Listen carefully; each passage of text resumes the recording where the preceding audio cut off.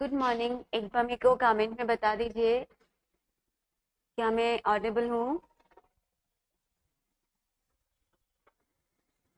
So let's open the paper of 2019। Okay, clear है ना सबको?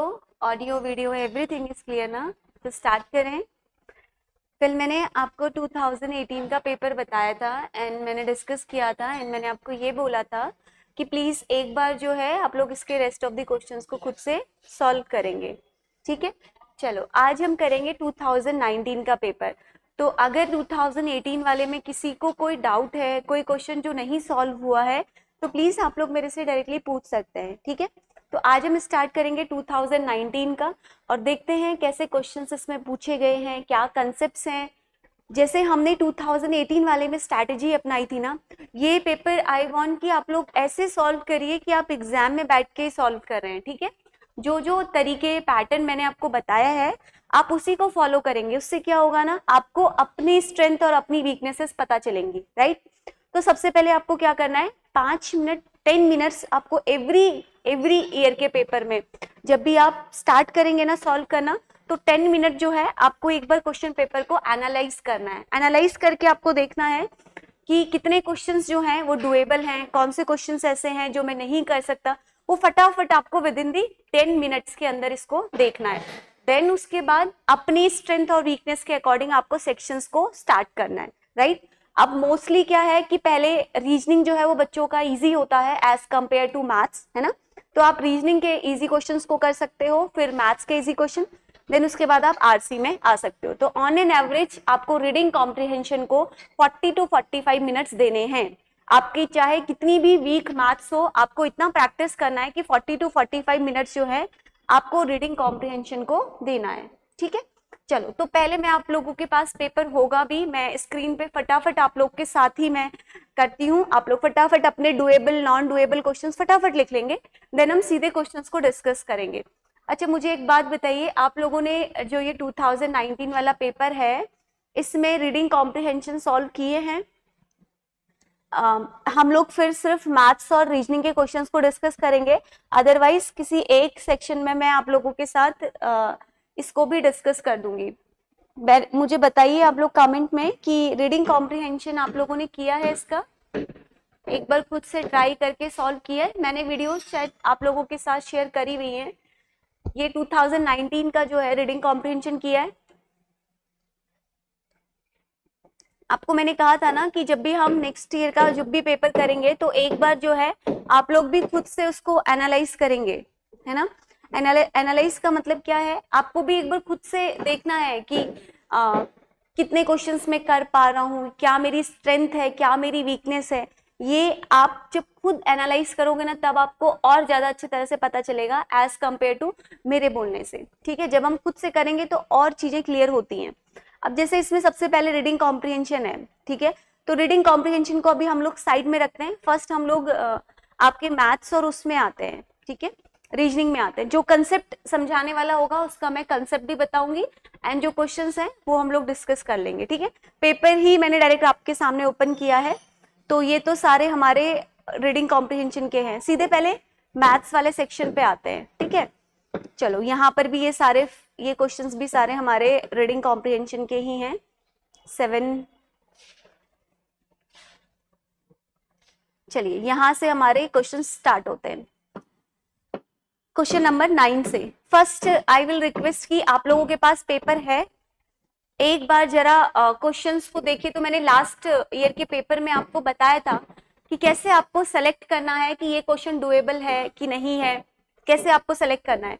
फटाफट से जब भी पेपर आपके सामने आएगा फर्स्ट 10 मिनट देखो आपका। जब हम वॉर भी देखते हैं ना तो सबसे पहले इंपॉर्टेंट क्या होता है ना कि सीधे पकड़ के पेपर क्वेश्चन सॉल्व करना इंपॉर्टेंट नहीं है। सबसे पहले इंपॉर्टेंट क्या है, अपने एक स्ट्रैटेजी को बनाना कि मैं ये आने वाले 2 आवर्स में कैसे अपने इस पेपर को क्लियर करूंगा या करूंगी। ठीक है, तो वो स्टार्टिंग के 10 मिनट्स जो है ना वो आपको आने वाले 2 घंटे के लिए प्रिपेयर करेंगे। अगर आपने, जैसे हम कभी आंसर राइटिंग भी करते हैं, एस्से भी लिखते हैं, तो हम क्या करते हैं पहले एक स्ट्रक्चर बना लेते हैं कि ताकि मेरा फ्लो जो है वो टूटे ना, है ना।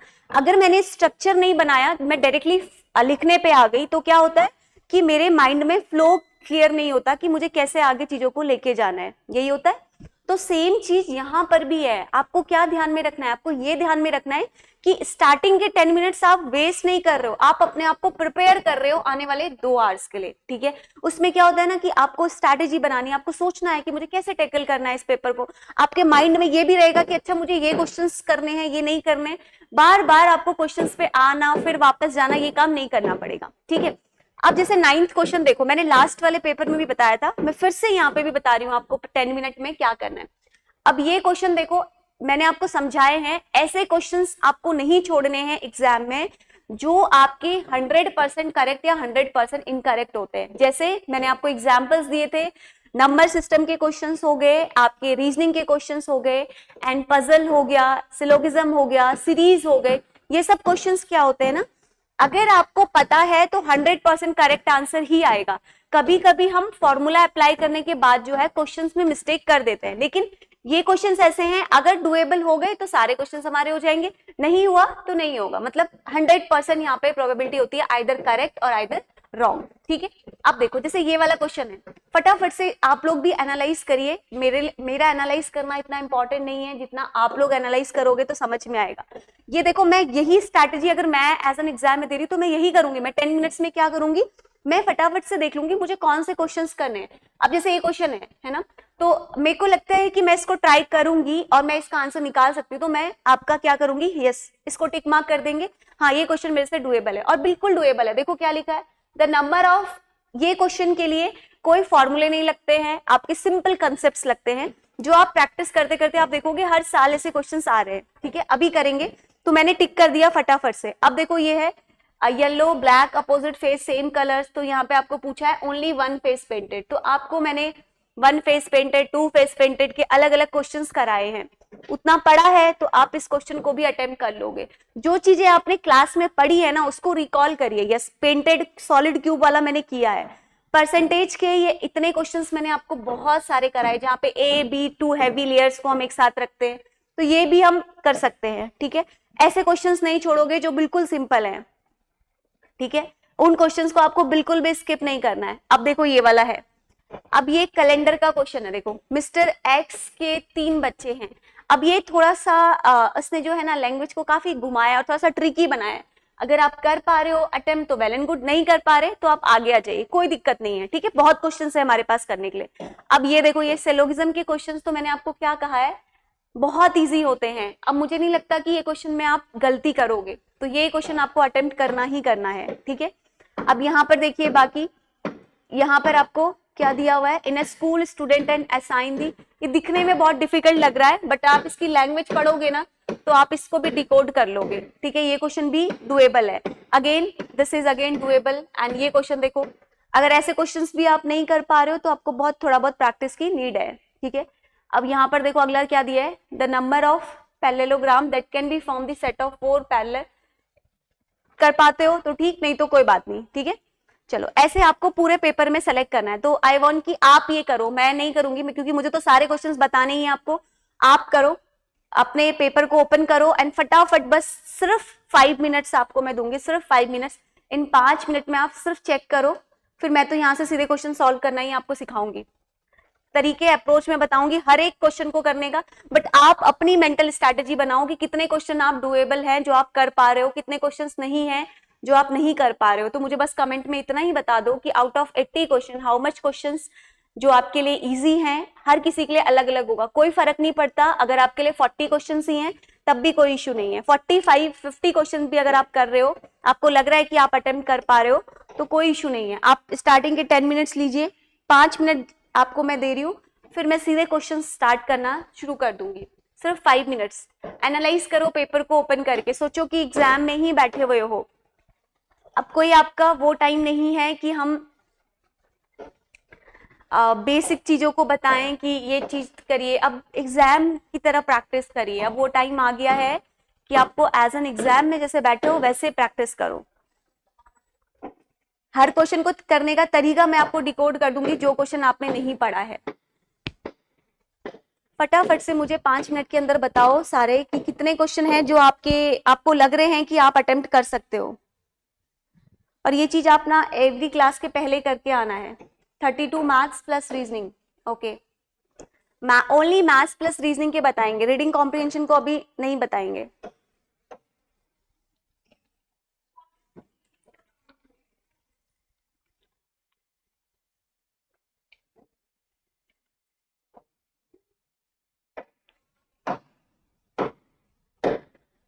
आपको कितना लग रहा है शिवम?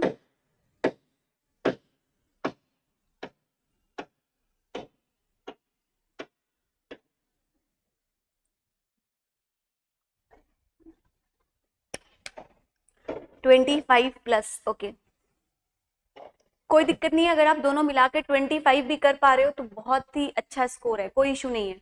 बाकी करने के तरीके हर एक क्वेश्चन को मैं बताऊंगी कैसे करना है, और किन क्वेश्चंस के पैटर्न को आपको नहीं छोड़ना है वो भी मैं बताऊंगी कि ये पैटर्न अभी भी कंटिन्यू है।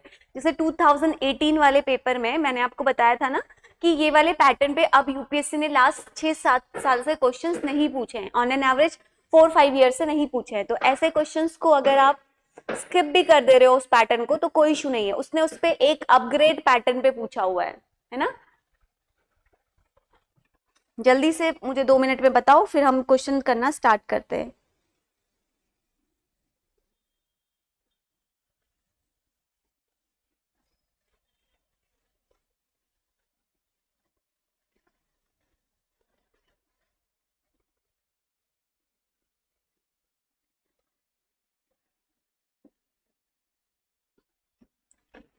बाकी लोग अभी तक नहीं कर पाए एनालिसिस। बाकी जब मैं क्वेश्चंस आपको ईच एंड एवरी क्वेश्चन जब यहाँ पे शो करूंगी ना तो आप लोग मुझे बताएंगे कि यस ये आपके लिए डुएबल है कि नहीं है।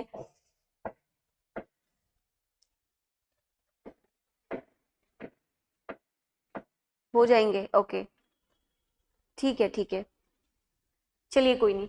आपने आपने कर लिया ना ओवरऑल, अपने आप में कैलकुलेट कर लिया ना कि कितने क्वेश्चन आप लोग कर पा रहे हैं। चलो अब मेरे साथ फटाफट सारे क्वेश्चंस को करेंगे, ठीक है। क्वेश्चन नंबर 9 पे आइए। सबसे पहले पहले तो मुझे आप लोग ये बताओ कि क्या ये क्वेश्चन डुएबल है। सबसे पहले मुझे ये बताओ यस और नो। क्वेश्चन नंबर 9 को मुझे ये बताओ कि ये डुएबल है, यस और नो। अगर आप एग्जाम, आपको यही सोचना है कि आप एग्जाम में ही बैठे हो तो क्या आप इस क्वेश्चन को अटेम्प्ट कर पाओगे, क्या आप इस क्वेश्चन को ट्राई करने की कोशिश करोगे। ये आपको वहां, ये जो एक्सरसाइज मैं आपको यहाँ पे बता रही हूँ ना, ये आपको एग्जाम में भी क्लिक करेगा वहां पे भी कि अच्छा ये क्वेश्चन हमने क्लास में भी हम नहीं कर पा रहे थे, जब हम पीवाईक्यू सॉल्व कर पा रहे थे। आपको एक अपना रेंज पता चल जाएगा कि आप किस तरह के क्वेश्चंस को टैकल कर पा रहे हो, समझ रहे हो। तो ये क्वेश्चन मुझे बताओ, सब बताइए, क्या ये क्वेश्चन आप कर सकते हो? हाँ, एटलीस्ट ट्राई तो करते ना। बस मेरा ये कहना है कि आप स्किप तो नहीं करके आते ना, है ना। हर बार पूछा है, नॉट ओनली इन 2024, आपको मैं अभी 19 का कर रहे हैं ना, 18 में भी बताया था। तो मैं आपको ये क्यों समझा रही हूँ, क्योंकि ये पैटर्न अभी भी आ रहा है, मतलब कंटिन्यू आ रहा है। और ये नंबर सिस्टम तो एक इंपॉर्टेंट है हमारे लिए। यहाँ पर मैंने आपको क्लास में भी समझाया कि नंबर्स के साथ ही खेलना है। तो ऐसा नहीं है कि आप इस क्वेश्चन को बिल्कुल छोड़ के आते, एक बार एटलीस्ट आप ट्राई जरूर करेंगे, है ना। तो चलो यहाँ पर भी हम लोग इसको डिकोड करते हैं, और यही चीज अपने दिमाग में आप कैलकुलेट करके भी रखना। जब आप एग्जाम में, रियल एग्जाम में पेपर आएगा ना, तो वहां पर भी इन्हीं चीजों को आप अप्लाई करना। देखो क्या बोला है, the number of time of digit 5, ध्यान से देखो, will appear while writing the integer from 1 to 1000। 2018 वाले में आपको मैंने बताया था 700 टू लेके आई थिंक 800 से लेके कितने, 700 से लेके 1000 तक के इसमें एक क्वेश्चन ऐसा ही आया था, इसी तरह का आया हुआ था। वहां पर भी मैंने आपको समझाया था, जिसमें आपका क्या था, 10th प्लेस पे और यूनिट प्लेस पे और 100 प्लेस पे जो डिजिट्स हैं वो सेम नहीं होनी चाहिए। याद आ रहा है कुछ क्वेश्चन लास्ट 2018 के इसमें कराया था मैंने आपको, जैसे मैंने आपको समझाया था। अगर आपने पिछली क्लास ध्यान से करी होगी तो आपको तरीका पता होगा कि कैसे करना है। इसमें बताया था ना, दिस इज यूनिट प्लेस, ये 10th place, this one is 100 place.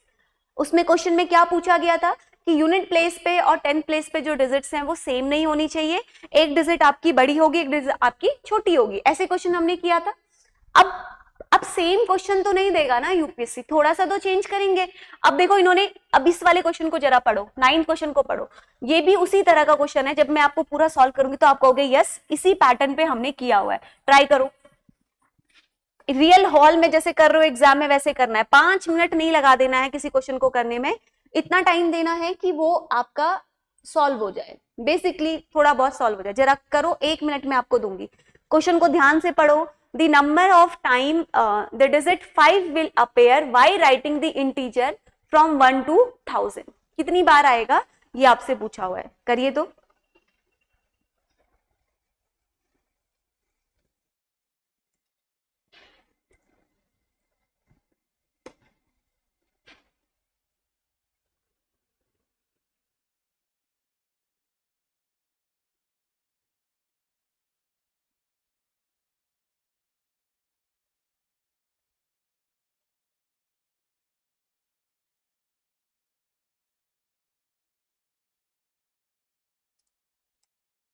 कोई फॉर्मूला नहीं लगेगा इसमें, बेसिक आपकी जो नॉलेज है उसी से होगा।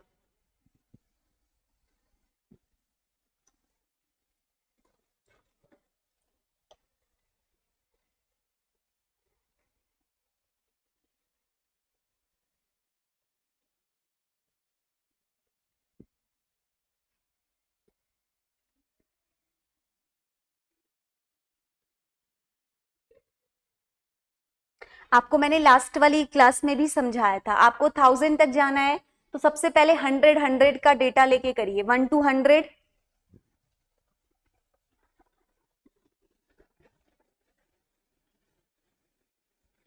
एक लाइन को अगर आप डिकोड कर लोगे ना तो आप इजीली जो है आगे के उसमें बता दोगे। यहाँ पे मैं क्वेश्चन लिख देती हूँ। 1 to लेके 1000 में आपको पूछा गया है नंबर ऑफ 5, यही है क्वेश्चन, देख लीजिए, यही पूछा गया। Number of time digit 5 will appear while writing the integer from 1 to 1000। Options are 269। Options की नीड क्या है, आप क्वेश्चन को करिए। कुछ आंसर आया है मेरे पास, 300, राइट। सबसे पहले 1 to, जैसे मैंने लास्ट वाली क्लास में आपको समझाया था, प्लीज एवरी पीवाईक्यू की क्लास को आप ध्यान से देखिए, आपको पैटर्न भी समझ में आएगा कि कैसे पूछा जा रहा है। सबसे पहले मुझे 1 to 1000 में जाना है ना, तो सबसे पहले 1 से कहां तक देखेंगे, 100 तक देखिए। और 5 का तो बहुत इजी होता है, 5 टाइम्स का। 1 to 100 में कितने टाइम होगा, बिल्कुल सही, 20 टाइम्स होगा। कैसे होगा, बहुत सिंपल है।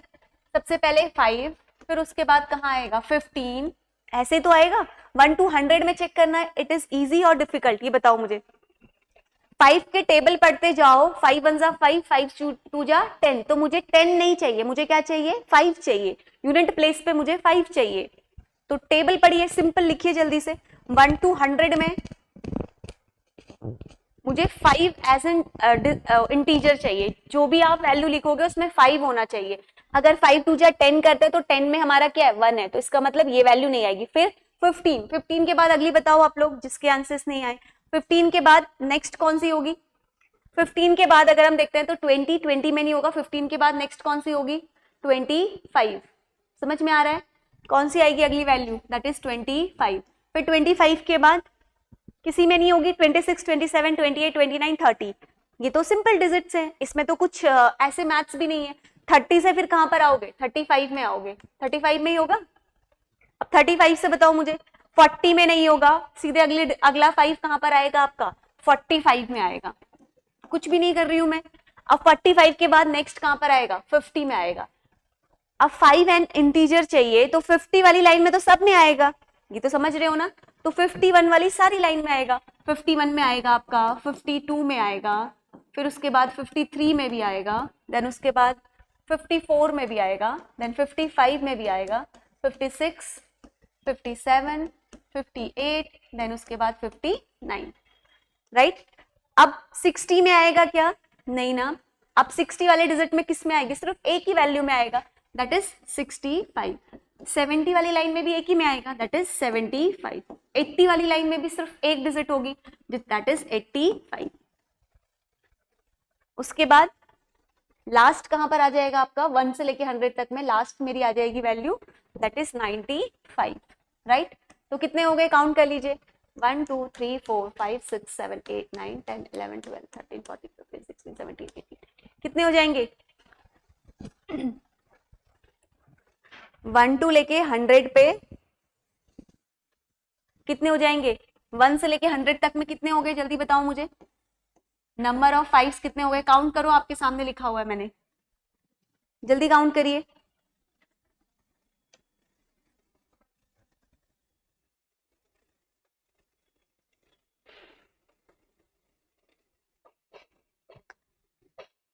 नाइनटीन नहीं होंगे ना, यही इसीलिए मैंने कहा काउंट करो। 55 में 2 5 है, कितने हो जाएंगे? 20। समझ में आया? 55 में कितने 5 है? उसने कहा है 5 एज एन इंटीजर, तो 55 इज द डिजिट जहां पे आपके 5 कितने टाइम है? 2 टाइम। तो 19 + 1 कितना हो जाएगा? 20। क्लियर है?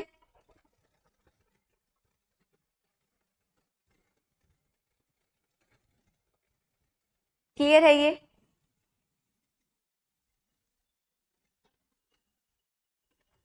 बताओ मुझे, क्लियर है? तो अब आंसर दो फिर मुझे। ये तो हम चले गए 1 से लेके 100 तक। अब कॉमन सेंस है, सिंपल है।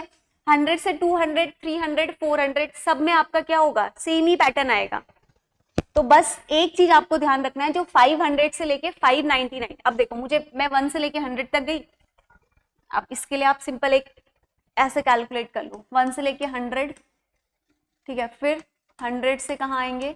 200, फिर 200 से 300, फिर 300 से आपका 400, 400 से 500,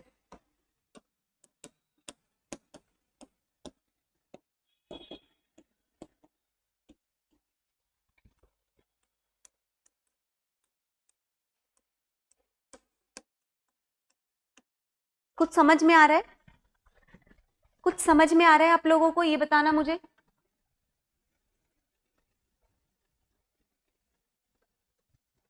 कुछ समझ में आ रहा है? ये बताओ मुझे। अब यहां देख के मुझे बताओ, इससे आगे बताओ। सेम पैटर्न क्या होगा? 100 नंबर पे होगा, अप टू दी कहां तक आपका? 1000 तक। जैसे कि 200 हो गया, 300 हो गया, 400 हो गया, सब में होगा यही चीज।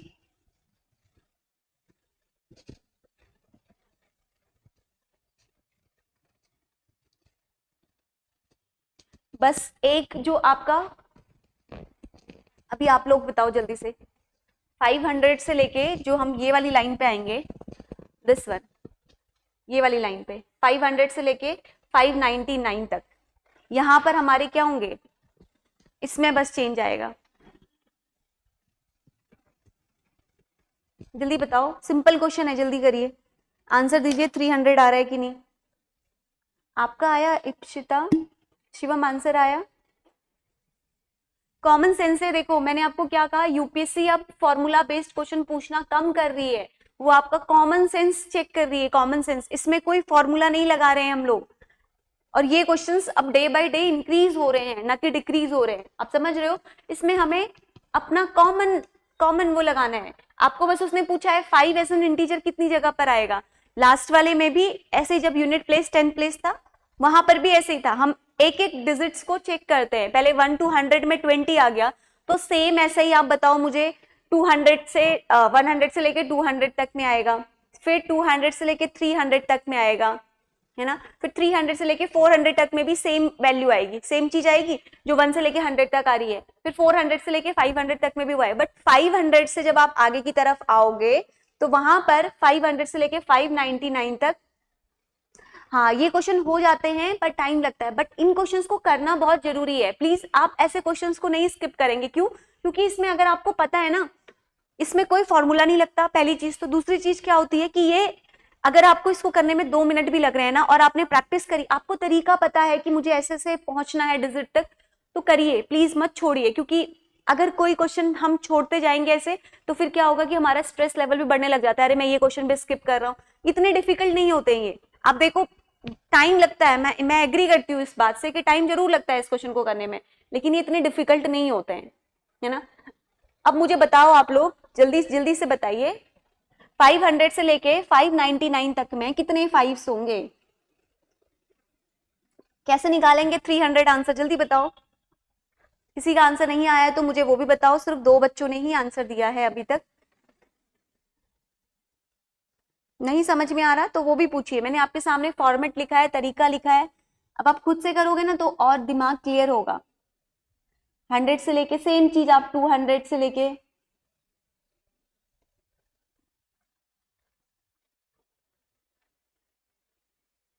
नहीं हो रहा तो भी मेरे से पूछिए प्लीज, आप लोग वो मत रहिए।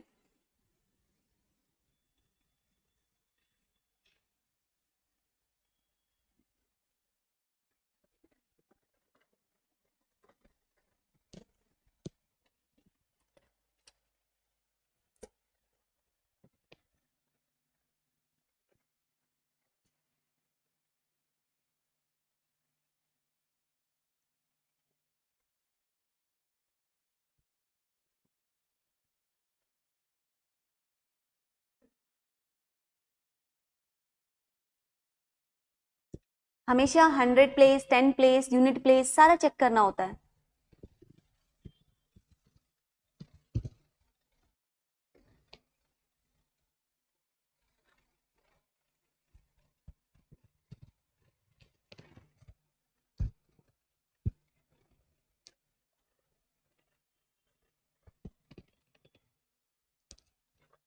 आ गया? हाँ वही मैं बता रही हूँ ना, इसमें ऐसे दूसरा तरीका एक और क्या है ना, जैसे मैं आपको एक और तरीका बताऊं अगर, तो आप क्या कर सकते हैं ना, एक एक तरीका और जैसे मैं आपको बताऊं तो 1 से लेके जैसे 100 तक देखा ना, तो ये आपका 20 टाइम्स आया ना। तो यहाँ पर आप जैसे एक्स वाई जेड है राइट, तो यूनिट प्लेस, 10th प्लेस और 100 प्लेस ऐसे देख लीजिए। ठीक है, अब इसको थोड़ा सा इजी करने के लिए मैं एक तरीका और बता देती हूँ, इससे इजी तो और तो नहीं होगा। 101 से लेके 200 तक, ठीक है, फिर ऐसे ही 201 से लेके 300 तक, ऐसे आप देख लीजिए 301 से लेके 400 तक ऐसे कर लीजिए, नहीं तो इससे थोड़ा सा फिर इजी हो जाएगा। 401 से लेके 500 तक, फिर 501 से लेके 600, ऐसे करके आप कर लीजिए, नहीं तो फिर 601 से कहाँ जाएंगे 700, फिर 701 से लेके 800, देन 801 से लेके आपका 900, फिर लास्ट आपका आ जाएगा 901 से लेके 1000। ठीक है, अब ऐसे करके देख लीजिए, यूनिट प्लेस पे तो सबका 20 ही होगा, ये तो क्लियर है ना, सबका 20 ही होगा, सबका 20 ही होगा, है ना। तो 20 कितने टाइम है, 1 2 3 4 5 6 7 8 9 10, तो 20 इंटू 10 टाइम्स हो गए, तो ये तो हो गए आपके कितने 200 टाइम्स। ठीक है, अब 10th और 100 प्लेस पे देखो, तो 10th और 100 प्लेस पे सिर्फ ये वाली वैल्यू पे आएंगे, है ना। 501 से लेके ये कितने टाइम आएगा 100 टाइम आएगा, तो 200 प्लस 100 कितना हो जाएगा 300। ये भी कर सकते हो यूनिट प्लेस, 10th प्लेस और 100 प्लेस पे चेक करके। ठीक है, समझ में आया, तरीका समझ में आ रहा है ना, मुझे इतना बताओ।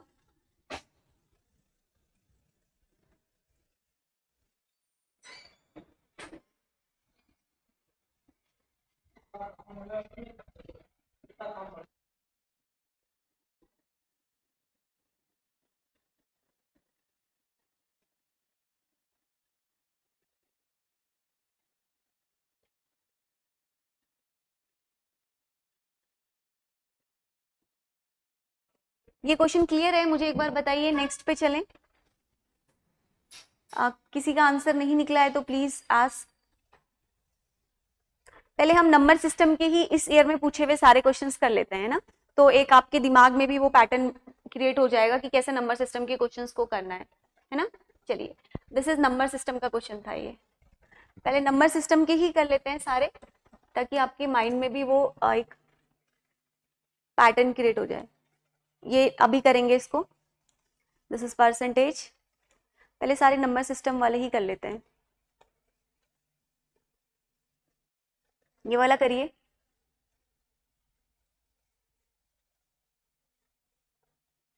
ये करिए 15 क्वेश्चन। अभी मैं आपको थोड़े टाइम टेकिंग वाले बता रही हूँ, करिए 15 क्वेश्चन।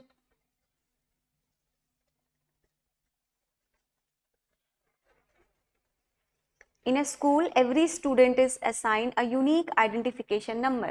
करो,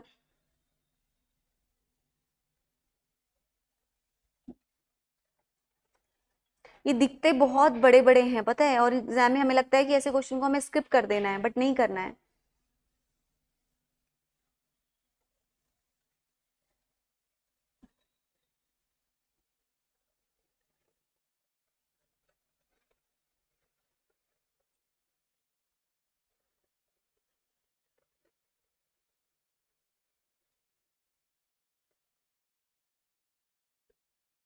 बस आपको यहाँ पर देखो, उसने बहुत डिफिकल्ट नहीं दिया। देखो उसने क्या बोला है, स्कूल में असाइन किया गया है उनको एक यूनिक आइडेंटिफिकेशन नंबर, ठीक है। जो फुटबॉल प्लेयर है, अब वो प्लेयर है if only if the identification number is divisible by 4। तो जो फुटबॉल प्लेयर है उनका जो नंबर है that is divisible by 4। And जो स्टूडेंट जो क्रिकेट प्लेयर करते हैं उनका identification number is divisible by 6। अब क्या बोला है, if every number from 1 to 100 is assigned to a student then how many of them play cricket as well as football. तो कितने हैं जो आपके cricket as well as football खेलते हैं। पहले तो मुझे ये बताओ कि ये नंबर सिस्टम के किस कंसेप्ट में से क्वेश्चन पूछा गया है।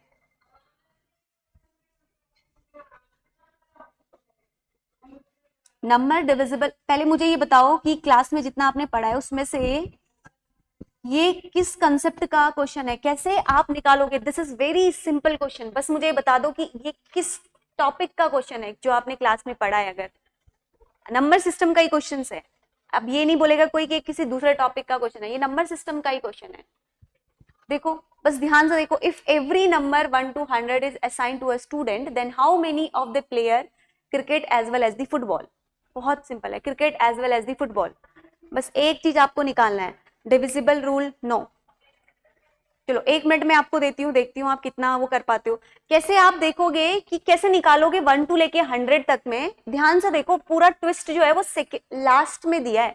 If every number from 1 to 100, 1 to 100 में एवरी नंबर जो असाइन किया है स्टूडेंट को, तो how many of them play cricket as well as the football. कितने हैं जो क्रिकेट और फुटबॉल दोनों खेलते हैं, ये बोल रहा है। अब कितने, कौन से नंबर सेलेक्ट करोगे 1 to 100 में, गेम इज दिस। कैसे पता चलेगा आपको, कैसे पता चलेगा ये बताओ मुझे, कौन से नंबर होंगे वो 1 to लेके 100 तक में। अगर मैं, ये सिंपल क्वेश्चन है देखो, अगर 1 से लेके 100 तक की उसने बात करी है, राइट। उसने क्या कहा है, कुछ फुटबॉल खेलते हैं कुछ आपके क्रिकेट खेलते हैं, यही बोला। अब फुटबॉल के केस में क्या बोला है, फुटबॉल वो खेलते हैं जो आइडेंटिफिकेशन नंबर वो है जो डिविजिबल बाय 4 है। और क्रिकेट कौन से हैं, फुटबॉल वाले आपके डिविजिबल बाय 4 है, राइट। एंड क्रिकेट वाले कौन से हैं, डिविजिबल बाय 6 है, ठीक है। अब उसने 1 to 100 में कितने यूनिक नंबर है, आइडेंटिफिकेशन नंबर है, ये पूछा है। तो 1 to 100 में तो 100 नंबर्स हैं, कौन से नंबर आप सेलेक्ट करोगे, यही तो बस क्वेश्चन पूछा है। चलो अब बताओ, मैंने बहुत इजी कर दिया अब आपके लिए क्वेश्चन। Answer is 7। 7 आप आंसर दे रहे हो, 7 तो आई थिंक ऑप्शन ही नहीं है। 7 आप आंसर बता रहे हो।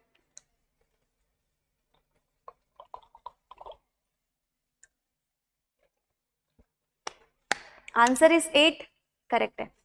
कैसे निकाला, कोई बात नहीं, कैसे निकाला, यही बस क्वेश्चन था, ये एक कोई छोड़ने वाला क्वेश्चन नहीं है एग्जाम में। क्या निकाला, कैसे निकाला आप लोगों ने, कैसे फाइंड किया, कैसे, वो कौन से नंबर्स हैं आपको कैसे पता चले 1 से लेके 100 तक में जो आपको सेलेक्ट करने हैं। Game is this, if every number from 1 to 100 is assigned to a student then how many of them play cricket as well as the football. कैसे पता चला ये बताओ मुझे, कॉमन मल्टीपल्स। तो आपने 1 से लेके 100 तक में कॉमन मल्टीपल सेलेक्ट करे 4 और 6 के, यही किया क्या, यही किया ना। हाँ ये तरीका भी सही है। इससे बेटर आप क्या कर सकते थे पता है, बहुत सिंपल, 4 के फैक्टर्स लिख के कॉमन मल्टीपल्स ऑफ 4 और 6। इससे भी सिंपल बताती हूँ। हाँ आपने तरीका सही किया है, बट और भी सिंपल, वो नंबर जो है वो आपका कॉमन मल्टीपल होगा 4 और 6 का, राइट। तो सिंपल सी बात है, जहां पर भी हम नंबर्स को जोड़ने की बात करते हैं हम क्या निकालते हैं, एलसीएम निकाल देते हैं। तो अब मुझे बताओ 4 और 6 का एलसीएम क्या आएगा, एलसीएम क्या आएगा 4 और 6 का, यस क्या आएगा 12 आएगा, राइट। तो अब 1 से लेके 100 तक में मुझे कौन सी वैल्यू लेनी है, कौन से नंबर्स लेने हैं, इसका मतलब सिंपल सी बात है, वो नंबर आपका क्या होगा, दोनों का कॉमन फैक्टर, जैसे आपने निकाला है ना दोनों के कॉमन मल्टीपल, वो भी सही है।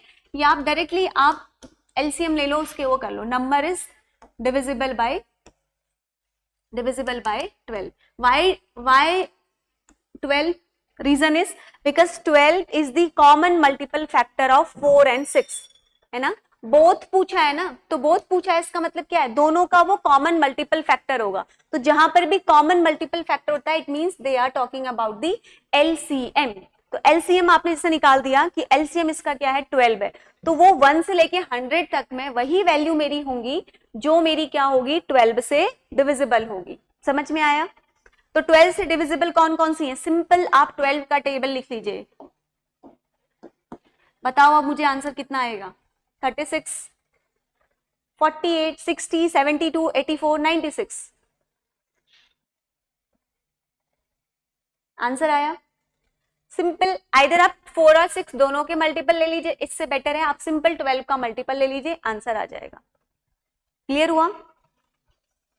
36 के बाद अगली वैल्यू कौन सी आएगी, 12 का टेबल तो आता होगा, 48, फिर 60, 72, 84 and last one is 96. 1, 2, 3, 4, 5, 6, 7, 8. Answer will be 8. Right? Answer आ गया 8. कोई ये डिफिकल्ट क्वेश्चन था? पहले मुझे ये बताओ आप लोग, पहले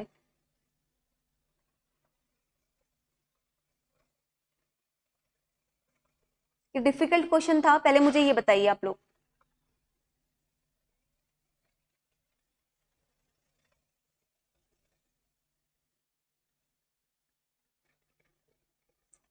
ये ये डिफिकल्ट क्वेश्चन था बिल्कुल भी नहीं ना? चलो, ऐसे क्वेश्चंस बिल्कुल भी गलत नहीं करने हैं, ठीक है? अब एग्जाम में आए तो ध्यान रखना। चलो अब ये वाला करो, ये नंबर सिस्टम का, इसमें भी कोई फॉर्मूला नहीं लगेगा, बहुत सिंपल क्वेश्चन है, जरा करिए। When a runner was crossing the 12-kilometer mark, she was informed that she has completed only 80% of the race. ठीक है, बस अब बोला है how many kilometer were runner supposed to run in this event. करो एक बार, यही मैं आपको समझा रही हूँ, यूपीएससी की लैंग्वेज को समझने की कोशिश करिए, क्वेश्चन डिफिकल्ट नहीं होते हैं। ये भी करो, इसमें भी कोई फॉर्मूला, नॉर्मल जो बचपन से हम लोग पढ़ते आए ना, बस वही है, कुछ नहीं है।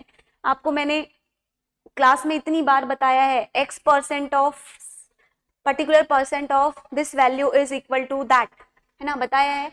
x percent of y equal to कोई एक कंप्लीट वैल्यू, यही इसमें भी लगने वाला है। कितना आ रहा है? वेरी गुड, बहुत सिंपल क्वेश्चन है,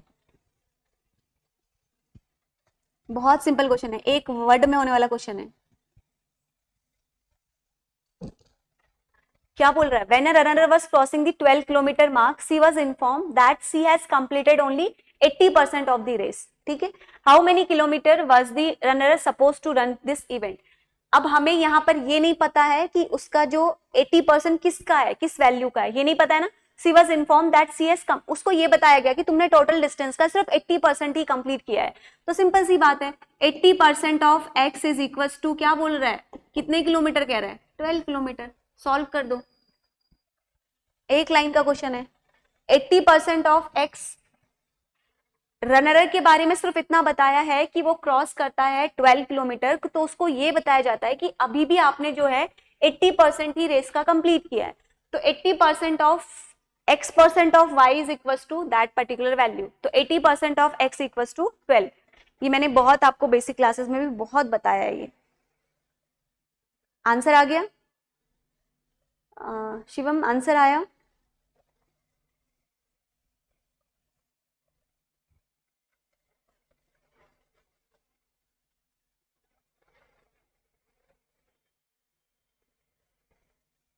चलो नेक्स्ट करो।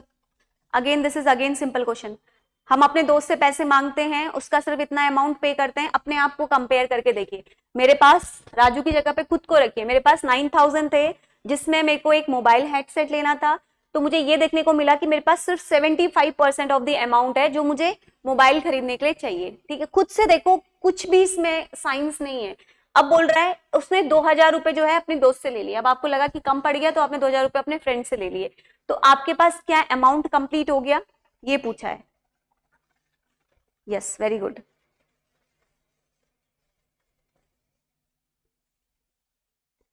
नंबर्स का ही गेम है इस क्वेश्चन में भी।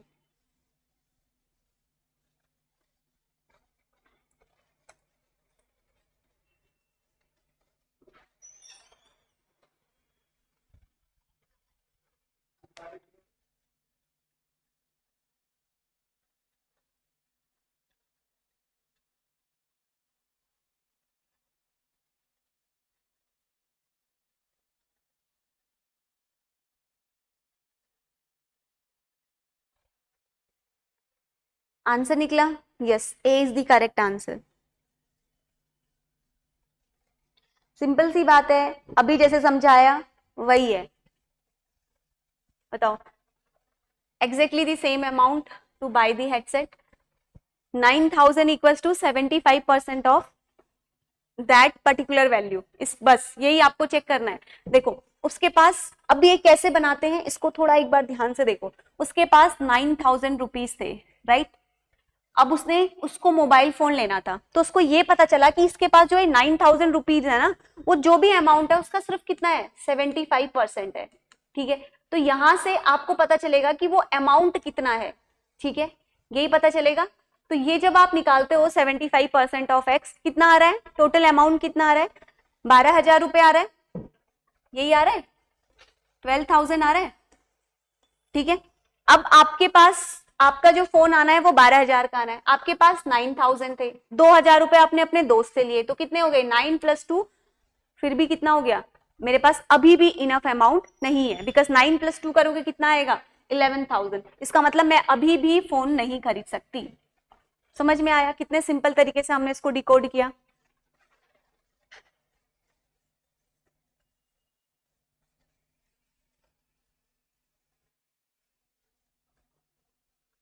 ये क्लियर है?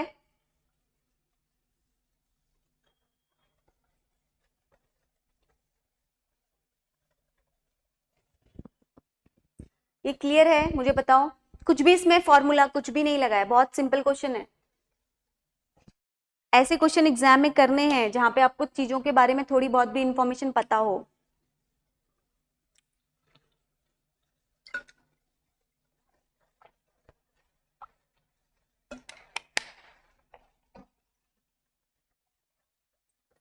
देन मुझे बता दो, क्लियर। स्नेहा आंसर आया आपका, और कौन है, शिवम आपका आंसर निकला। समझ में आया ये वाला क्वेश्चन? जो उसने अमाउंट बोला है उसका जितना परसेंट बोला है वो वैल्यू नहीं पता है, तो simply 9,000 equals to 75% of x is the particular value जो मुझे निकालना है। ठीक है,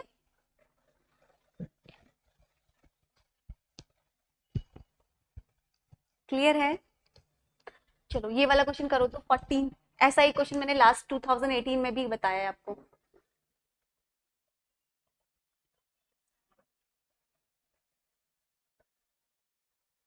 तो ये 14 क्वेश्चन नंबर को करिए तो, the number of parallelogram that can be formed from the set of four parallel lines intersecting another set of four lines is, करो जरा।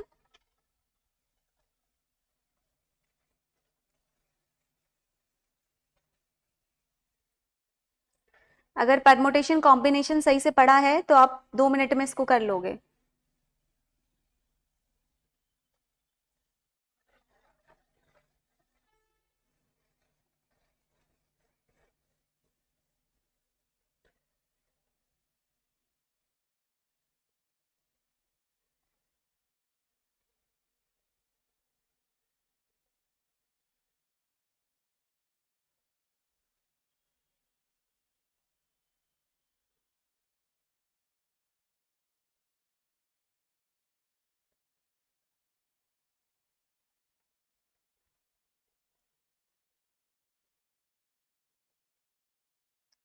पैरेललोग्राम आपको पता है ना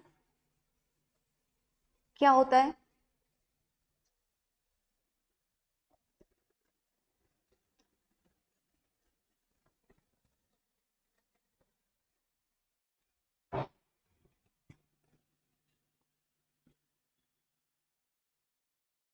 ये क्वेश्चन समझ में आ रहा है? What is actually parallelogram, this is the diagram, right. यही होता है। ये पैरेललोग्राम जो है ये फॉर्म हो रहा है four set of four parallel line से, जो कि इंटरसेक्ट कर रही है another set of four parallel lines को। तो बेसिकली यहाँ पर आपकी क्या है, फोर हॉरिजॉन्टल लाइंस हैं और फोर आपकी क्या है, वर्टिकल्स लाइन है। यही है, फोर हॉरिजॉन्टल लाइंस हैं एंड फोर आपकी क्या है, वर्टिकल लाइंस हैं, राइट। अब इंटरसेक्ट करने के लिए आपको एटलीस्ट कितनी लाइन चाहिए, बताओ मुझे। इंटरसेक्ट कर रहे हैं, इसने क्या बोला देखो, four parallel line intersecting another set of four parallel lines. समझ में आ रहा है? पैरेललोग्राम को हमने ड्रॉ किया है for the set of 4 parallel lines में, जो कि इंटरसेक्ट कर रही है another set of 4 parallel lines को। बताओ मुझे, ये पढ़ा है आप लोगों ने? परमुटेशन कॉम्बिनेशन की क्लास में मैंने आपको बहुत अच्छे से समझाया था, NCR NPR। क्या आप लोगों को ये आता है? This is the concept NCR NPR।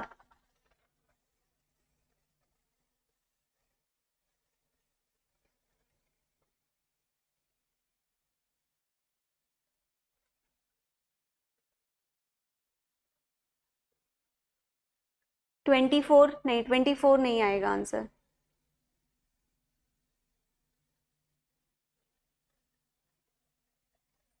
Yes, 36 is the correct answer.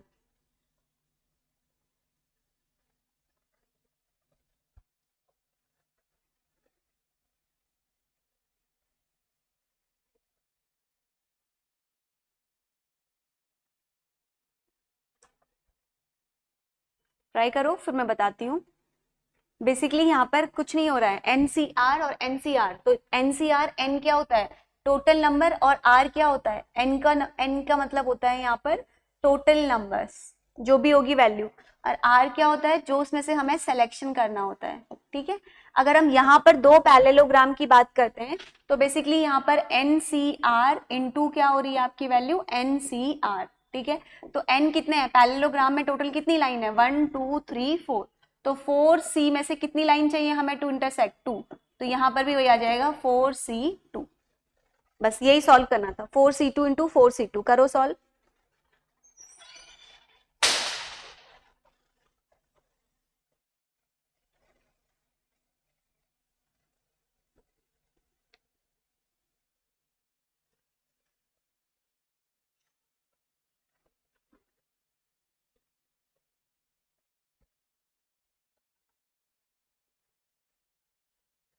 आपने ऐसे निकाला अमर?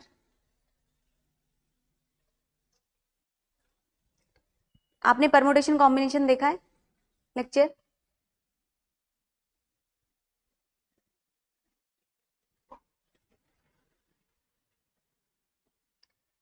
इसीलिए नहीं पता।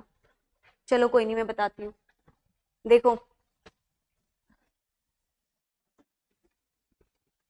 आपका एक होता है परमुटेशन, दूसरा होता है आपका कॉम्बिनेशन। ठीक है, अब ये बेसिक लेक्चर में आपको नहीं समझाऊंगी यहाँ पे, बस सिंपल देखो, जब भी हम फॉर्मूला लिखते हैं we will write NCR NPR। मैंने आपको बताया है, एक में सिर्फ सिलेक्शन होता है और दूसरे में आपका होता है सिलेक्शन प्लस अरेंजमेंट। अगर मैं एग्जाम्पल दूं आपको, जैसे सपोज आपके सामने जो एक क्वेश्चन में कंडीशन दी है, आपको अगर थोड़ा भी आपने परमुटेशन कॉम्बिनेशन पढ़ा है तो आपको तुरंत क्लिक हो जाएगा। देखो, जैसे मैंने आपको बोला कि देयर आर टोटल 11 प्लेयर्स। ठीक है, आप सेलेक्ट करो, यहाँ पे आपके सामने 20 लोग हैं, आप इसमें से 11 प्लेयर क्या करो? सेलेक्ट करो। तो यहाँ पर आपके पास टोटल कितने लोग थे? 20 लोग थे। आपने क्या किया? उसमें से कितने प्लेयर्स को सेलेक्ट किया? 11 को सेलेक्ट किया। ठीक है, अब यहाँ पर होता है सिर्फ सिलेक्शन। अब जब हम अरेंजमेंट की बात भी करते हैं, अरेंजमेंट का मतलब क्या होता है?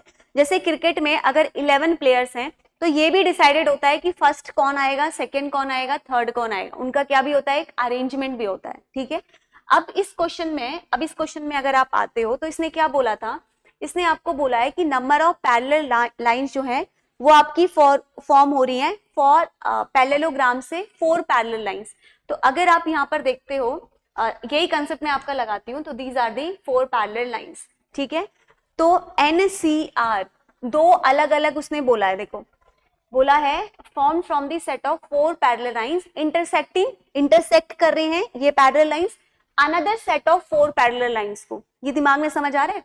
एक आपका पैरेलल लाइन है जो दूसरे पैरेललोग्राम को इंटरसेक्ट करी है, यानी कि जो पैरेललोग्राम जो हम बना रहे हैं from the set of 4 parallel lines, 4 parallel lines, it means कि there are total n equal to 4। Intersect करें another set of 4 parallel lines, यानी कि दो हमारे पास यहाँ पर पैरेललोग्राम है और वो दोनों आपस में एक दूसरे को इंटरसेक्ट कर रहे हैं। तो इसका मतलब ये क्या है? This is the condition. ठीक है, अब n की वैल्यू क्या होती है? n हमें जो टोटल नंबर हमें लिखना होता है, तो पैरेललोग्राम में टोटल कितने हैं? 1, यहाँ पर क्या है? 4 horizontal line, again 4 vertical line, यही है 1 2 3 एंड 4। ठीक है, तो n की वैल्यू कितनी हो जाएगी 4, ठीक है। r का मतलब होता है हमें उसमें से कितनी रिक्वायरमेंट है, तो हमें इंटरसेक्ट करने के लिए मिनिमम 2 लाइंस की रिक्वायरमेंट है, तो सेम ऐसे ही क्या बन जाएगा 4cr 4c2, ये बन जाएगा हमारा 4c2 इंटू 4c2। बस अब इसको सॉल्व कर दीजिए।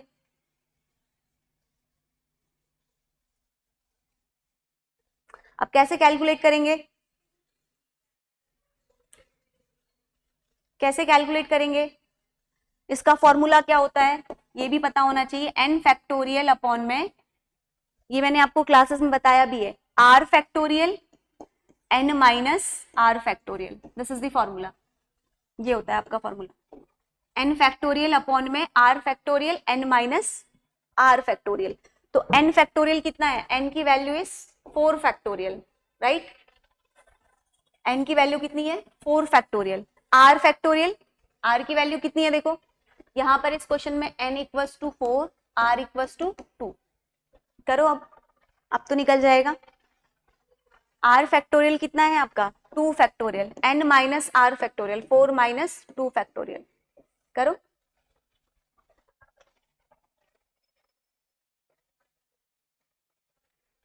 आ गया 36, यस आ गया 36 सबका। आपको इप्सिता समझ में आया क्या किया है, ये बहुत इंपॉर्टेंट है, 2023 में इसी पे दुनिया भर के क्वेश्चंस पूछे गए थे, इसी कंसेप्ट पे, परमुटेशन कॉम्बिनेशन में। आंसर निकल गया 30। अब फैक्टोरियल आपको पता है, जब भी हम फैक्टोरियल की बात करते हैं तो we will write the 4 into 3 into 2 into 1, है ना। अब ऐसे इसको करोगे तो it will be 2 into 1, 4 minus 2 कितना हो जाएगा, अगेन 2 इंटू 1, तो it will be cut, it will be cut, 2 2 जा 4, 3 2 जा 6, तो एक 6 आ गया, सेम ऐसे अगेन दूसरा भी 6, तो 6 इंटू 6 इट विल बी 36, ठीक है। तो आंसर कितना आ जाएगा 36, तो आंसर विल बी 36।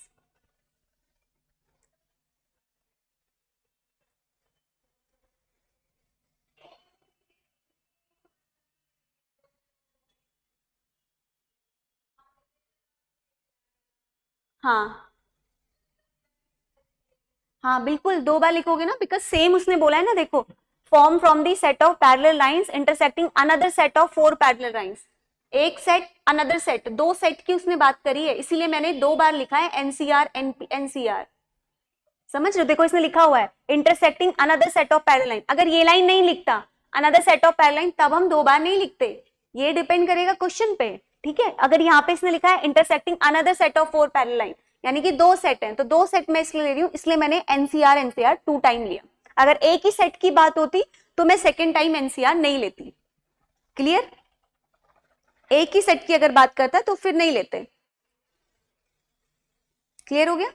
चलो अब मैंने आपको ये देखिए, ये वाला क्वेश्चन देखिए, तो अब ये तो प्लीज करेक्ट करिए, ये मैंने इतनी अच्छी से आप लोगों की इसके ऊपर कमांड करी है, some rats are cats, 1 minute में आंसर दो, ऐसे क्वेश्चन बिल्कुल नहीं छोड़ के आओगे एग्जाम में।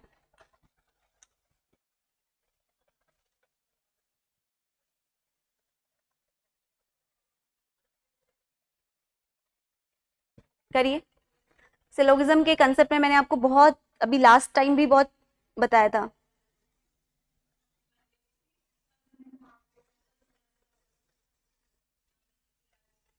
बताओ कौन सा आंसर करेक्ट है,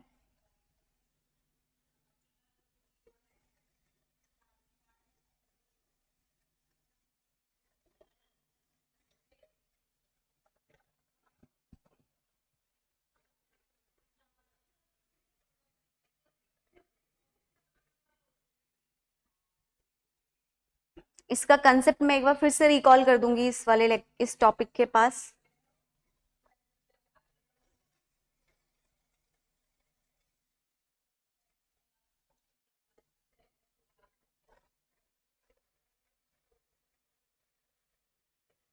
सी, very good very good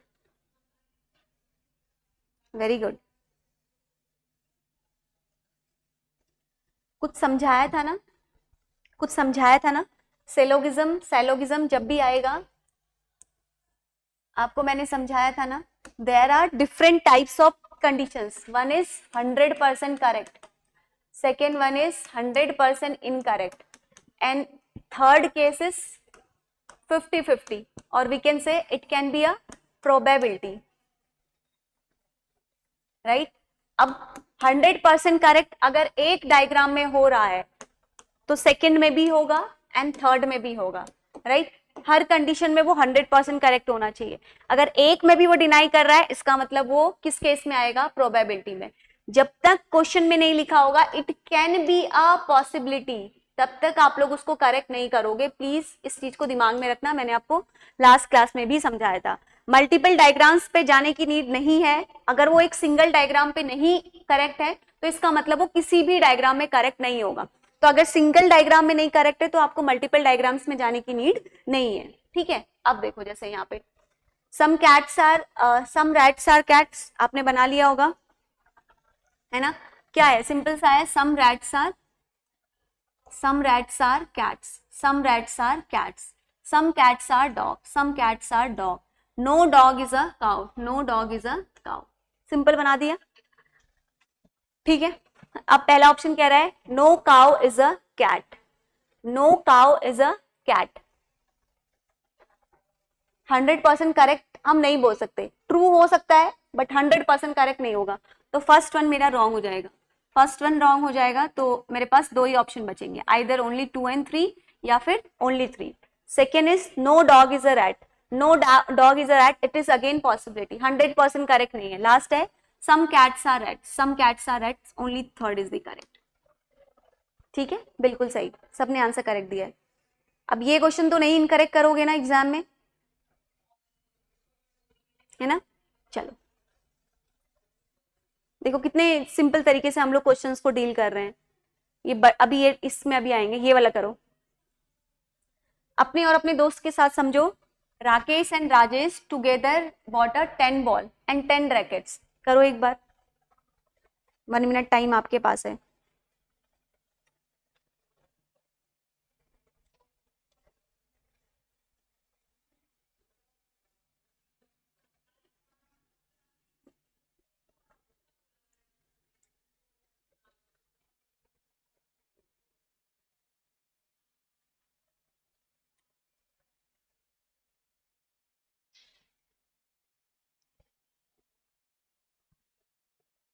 price निकालना है आपको. कोई फॉर्मूला नहीं लगाना, सिंपल एक्स मान के सीधे करो बचपन में जैसे करते थे. 10 ball, cost of 10 ball 10x ले लो. Simple as it is. Cost of 10 racket उसने कितना दिया है? Together bought the 10 ball and 10 racket. Rakesh ने स्पेंड किए 1300, राजेश ने स्पेंड किए 1500. चलिए करिए.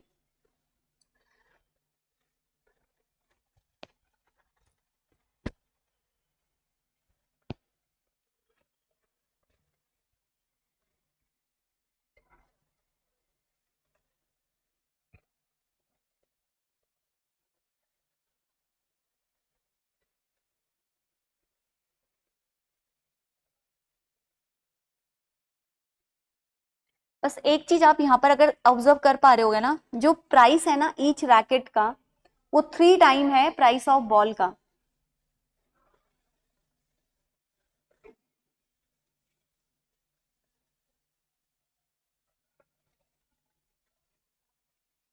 बस इतना सा आप ऑब्जर्व करो तो एक बार. हर एक रैकेट का जो प्राइस है,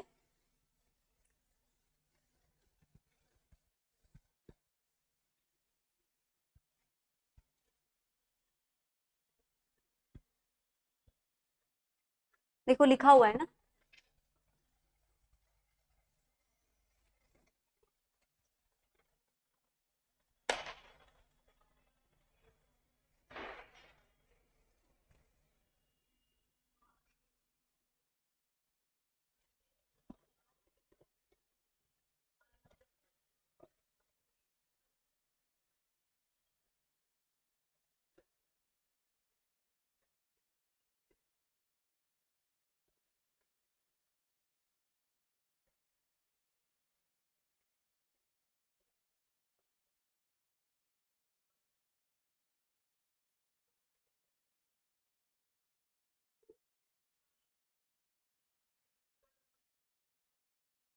कितना आ रहा है? 210. 210 is the value of, correct है, बिल्कुल सही है। देखो कितने सिंपल तरीके से हम इसको कर सकते हैं। इसने क्या कहा है, Rakesh and Rajesh bought together ball and rackets, ठीक है, बॉल और रैकेट्स उन्होंने परचेज करे। राकेश ने स्पेंड किया 1300, राजेश ने स्पेंड किया 1500, ठीक है। If each racket cost is 3 time the ball, जो अगर हर एक रैकेट का जो कॉस्ट है वो 3 टाइम्स ऑफ दी बॉल है, ठीक। तो अगर हम यहाँ पे मान लेते हैं, अगर हम इस क्वेश्चन में यहाँ पे सपोज हम ये ले लेते हैं कि प्राइस ऑफ बॉल जो है, बॉल का प्राइस आपका क्या है, एक्स है, ठीक है। तो रैकेट का प्राइस क्या होगा, उसने बोला है कि 3 टाइम है, तो इट विल बी 3x, यही हो जाएगा। तो अगर हम कॉस्ट लेते हैं, कॉस्ट लेते हैं 10 बॉल की, तो कितनी हो जाएगी, 10 बॉल की कॉस्ट विल बी 10x, है ना। अगर हम कॉस्ट लेते हैं 10 रैकेट्स की, तो it will B 30x, because it is a 3 time, ठीक है। यहां तक कोई कंफ्यूजन है? अगर हम दोनों का प्राइस ले लेते हैं, दोनों का प्राइस ले लेते हैं, जो इन्होंने स्पेंड करा है, राकेश ने और इसने मिलके जो स्पेंड किया है, तो कितना हो जाएगा, टोटल कितना हो जाएगा ये बताओ मुझे। टोटल प्राइस अगर हम देख लेते हैं यहाँ पे, total price ball plus racket का कितना हो जाएगा ये बताओ, जो इन दोनों ने मिलकर स्पेंड किया है कितना होगा, टोटल वैल्यू कितनी होगी ये बताओ, ऐड कर दो दोनों को, 2800 हो जाएगा। 1500 इसने स्पेंड किया है, 1300 इसने किया है, तो इट विल बी 2800। बस अब तो क्वेश्चन बन गया। क्या करना है, 10x, सिंपल है देखो, 10x plus 30x equals to 2800। यहाँ से x की वैल्यू निकाल दो, जो भी उसने जिसका भी प्राइस पूछा है उस पर पुट कर दो, आंसर आ जाएगा। ये कितना हो जाएगा, 40x इक्वल्स टू 2800, तो x इक्वल्स टू निकाल दो,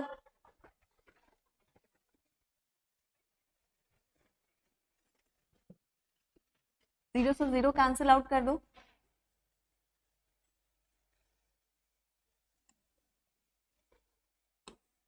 x से सीधे 4 से सीधे इसको डिवाइड कर दो, कितना आ रहा है,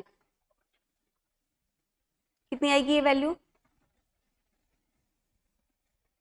70 आ जाएगी ना, x की वैल्यू 70 आ जाएगी, राइट। अब बस हमारा काम बन गया। क्वेश्चन में क्या पूछा है आपसे, प्राइस ऑफ रैकेट पूछा है, तो रैकेट का प्राइस कितना है, 3x है।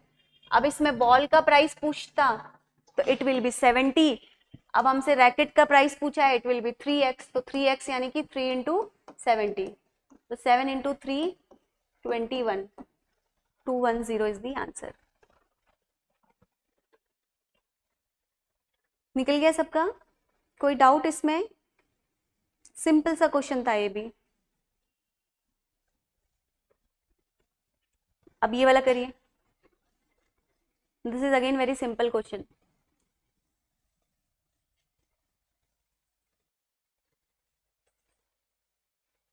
हंड्रेड मान के करिए ऐसे क्वेश्चंस को। In a conference out of total 100 participant 70 are Indians, करो।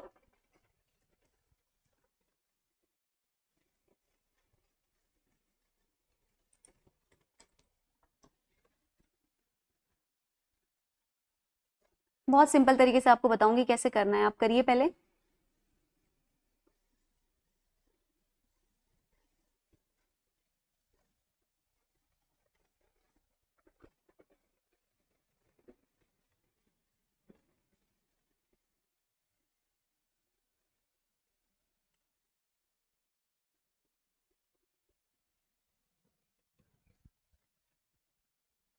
बोथ आ रहा है, राइट।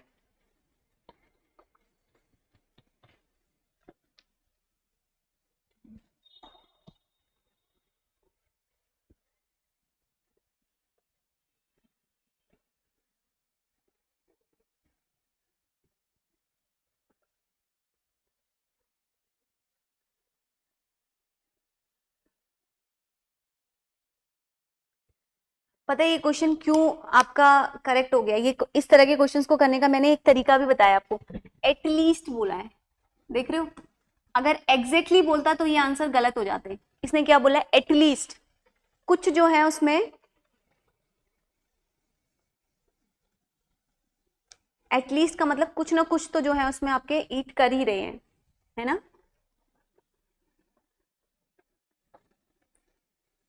यस, सी वाला आंसर करेक्ट है। सबका आंसर आ गया?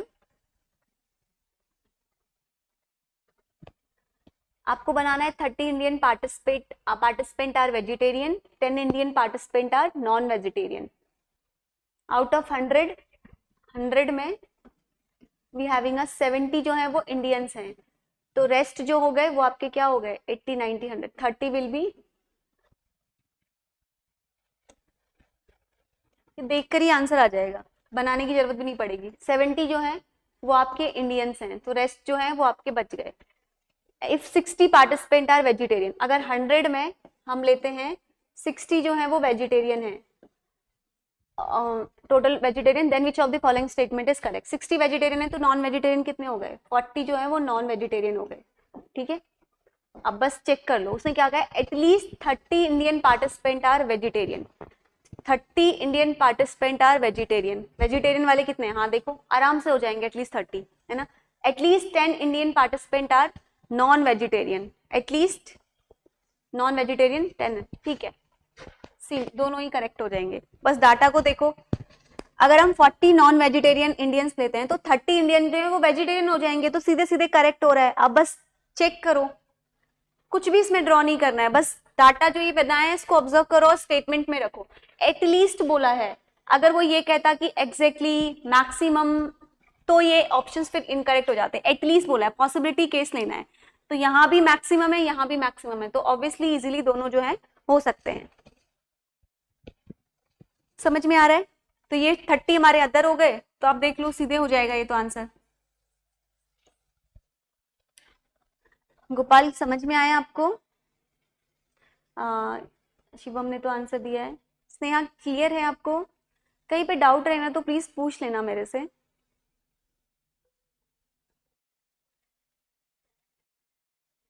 देख लीजिए, बस डायग्राम को ही ऑब्जर्व करना है, डायग्राम भी नहीं, बस फैक्ट्स जो दिए हैं उसी को।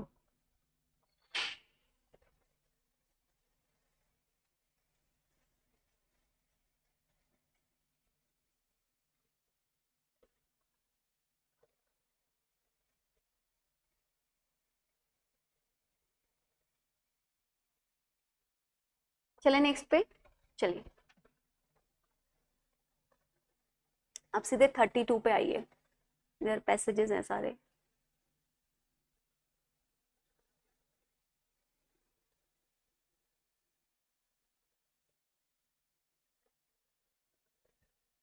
अच्छा इधर भी हैं क्वेश्चंस।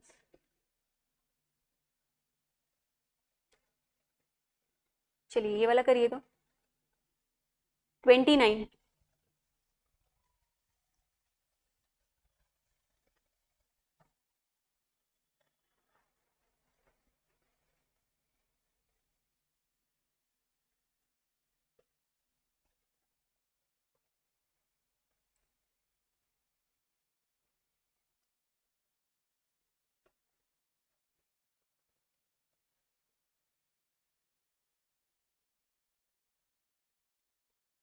ये आजकल भी आते हैं बहुत सारे स्टेटमेंट, 1 2 सफिशियंट, नॉट सफिशियंट।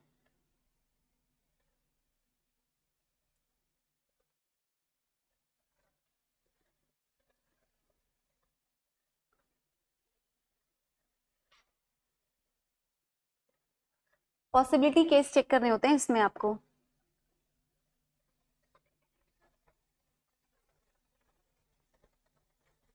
जो उन्होंने कंडीशंस दी है ना उसको पहले बनाइए। द मिडिल फ्लोर, 5 फ्लोर की बिल्डिंग है, तो मिडिल फ्लोर को जो है वो पेंट किया गया डिफरेंट कलर से। तो अब इसके बेस पे कोई कंक्लूजन ड्रॉ करिए, क्या क्या कंक्लूजन बन सकते हैं?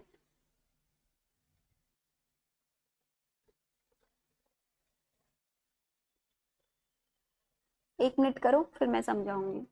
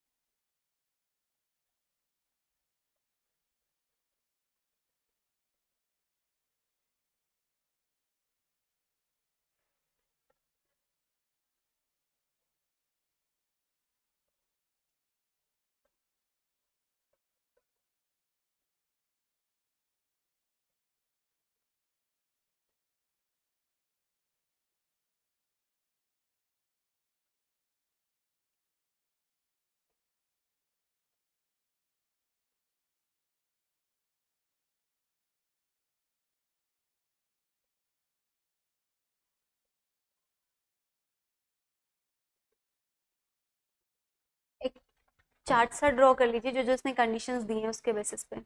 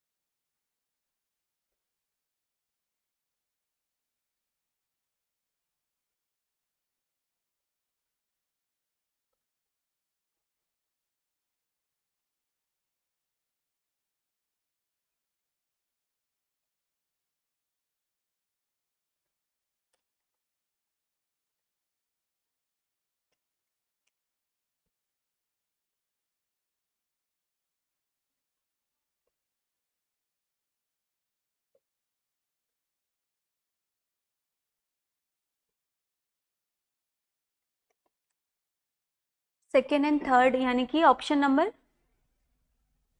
Only statement 2 is sufficient, statement 3 is sufficient. Option कौन सा करेक्ट है आपका?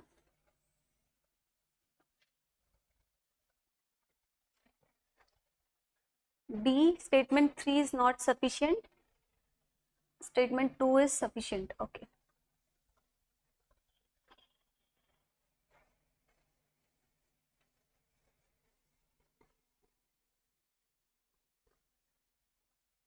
अमर का बी आ रहा है, सबके अलग अलग आ रहे हैं। Only statement 3 is sufficient, B आ रहा है। चलो मैं करती हूँ। देखिए, इसमें इसने आपको क्या कहा है ना, एक 5 स्टोरी स्टोरी आर्ट की बिल्डिंग है, ठीक है, जिसमें फ्लोर जो है 1 से लेके 5 तक है। अलग अलग डिफरेंट डिफरेंट आपके क्या है फ्लोर हैं। और यहाँ पे जो है हमने पेंट किया है 4 डिफरेंट कलर से, and only 1 colour is use to paint a floor. सिर्फ एक कलर यूज किया जाता है किसी एक फ्लोर को पेंट करने के लिए, ठीक है। तो पहले हम इसको बना लेते हैं जो इसने कंडीशंस दी हुई हैं, ठीक है। और स्टेटमेंट कितने दिए हुए हैं पहले वो देख लेते हैं। 1, 2 एंड 3, 3 स्टेटमेंट है। स्टेटमेंट नंबर 1, स्टेटमेंट नंबर 2 में कुछ बातें बोली गई होंगी, एंड स्टेटमेंट नंबर 3 में हमारी कुछ बातें बोली गई होंगी। कंक्लूड करने के लिए ना हमेशा एक ऐसे सिंपल सा टेबल बना लीजिए, उससे इजी हो जाता है। अब 5 फ्लोर की है ना, तो अलग अलग फ्लोर भी बना देते हैं। 1, 2 floor, 3 floor, 4 floor, and last one is, ठीक है। चलो अब पहला पहला ऑप्शन पढ़ते हैं। पहला ऑप्शन कह रहा है the middle 3 floor are painted with the different colour. Middle 3 floors, middle three floors कौन से हो जाएंगे? ये वाले 3 फ्लोर, ऊपर और नीचे की बात नहीं कर रहा। This is the colour number 1, ये कलर नंबर 2 और कलर नंबर 3। यही कहा इसने, मिडिल के 3 फ्लोर जो है उनको डिफरेंट कलर से पेंट किया गया है। अब कह रहा है second and the fourth floor are painted with the different colour. Second और फोर्थ को फिर से कोई डिफरेंट कलर से पेंट किया गया, यही बोल रहा है। तो सेकेंड फ्लोर ये हो जाएगा, and this one is the fourth floor. अब आगे क्या बोला है? The first and the fifth floor are painted the red. First colour number 1, first and the fifth floor ये हमने रेड कलर से पेंट किया है। यही बोला गया है ऑप्शंस में, मुझे इतना बताइए।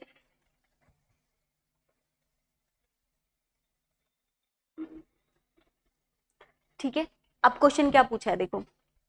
अब क्वेश्चन ये जो इन्फॉर्मेशन इसने बताई थी हमें, इसके बेसिस पे मैंने एक डायग्राम जो था वो ड्रॉ कर दिया।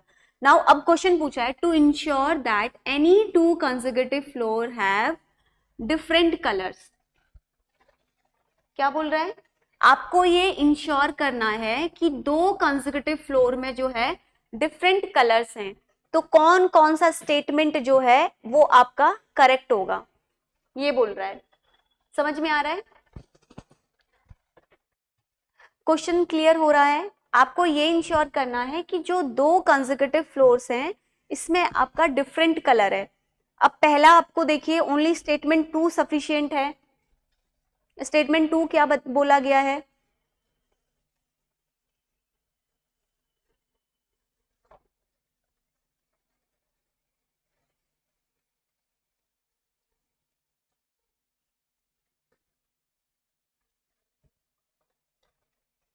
स्टेटमेंट 1 से पहले कंक्लूड करो।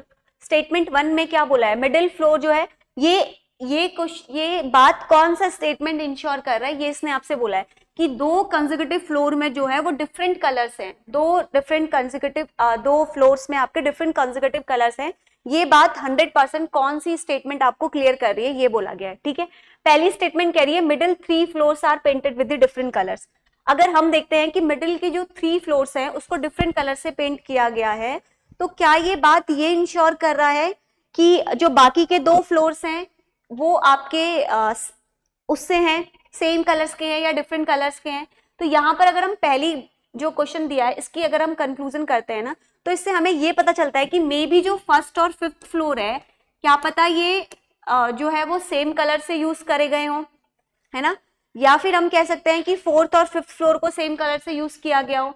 हम 100% बता पाएंगे क्या? आप देखो, मिडिल 3 कलर्स को पेंट किया गया डिफरेंट कलर से, इतना बस इसने बोल दिया है, और आपको बोला है कि ये इंश्योर बताइए कि दो कंसेक्यूटिव फ्लोर्स के पास जो है वो डिफरेंट कलर है। कंसेक्यूटिव का मतलब आप लोग समझते हो, कंसेक्यूटिव का मीनिंग होता है एक के बाद एक फ्लोर, मतलब पहले फ्लोर के बाद दूसरा फ्लोर, ये होता है हमारा कंसेक्यूटिव का मीनिंग। ठीक है, तो अब यहां पर तो कंसेक्यूटिव फ्लोर बन ही नहीं सकते, बिकॉज पहला फ्लोर और सेकंड फ्लोर, 3 फ्लोर को तो उसने अलग अलग कलर से कर दिया है, 3 डिफरेंट कलर से कर दिया है। कंसेक्यूटिव का मतलब होता है इसके बाद वाला फ्लोर जस्ट आना चाहिए, तो फर्स्ट के बाद वाला फ्लोर तो आएगा ही नहीं, समझ रहे हो? बिकॉज यहाँ पे जो कलर है ये तो डिफरेंट कलर है, आप कोई भी कलर ले लीजिए इसका डिफरेंट कलर है। समझ पा रहे हो मैं जो बोल रही हूँ? तो पहला स्टेटमेंट आपका करेक्ट होगा कि इनकरेक्ट हो जाएगा? तो पहला स्टेटमेंट तो आपका इनकरेक्ट है, ओनली ये स्टेटमेंट नंबर 1 जहां पर है ये आपका इनकरेक्ट है।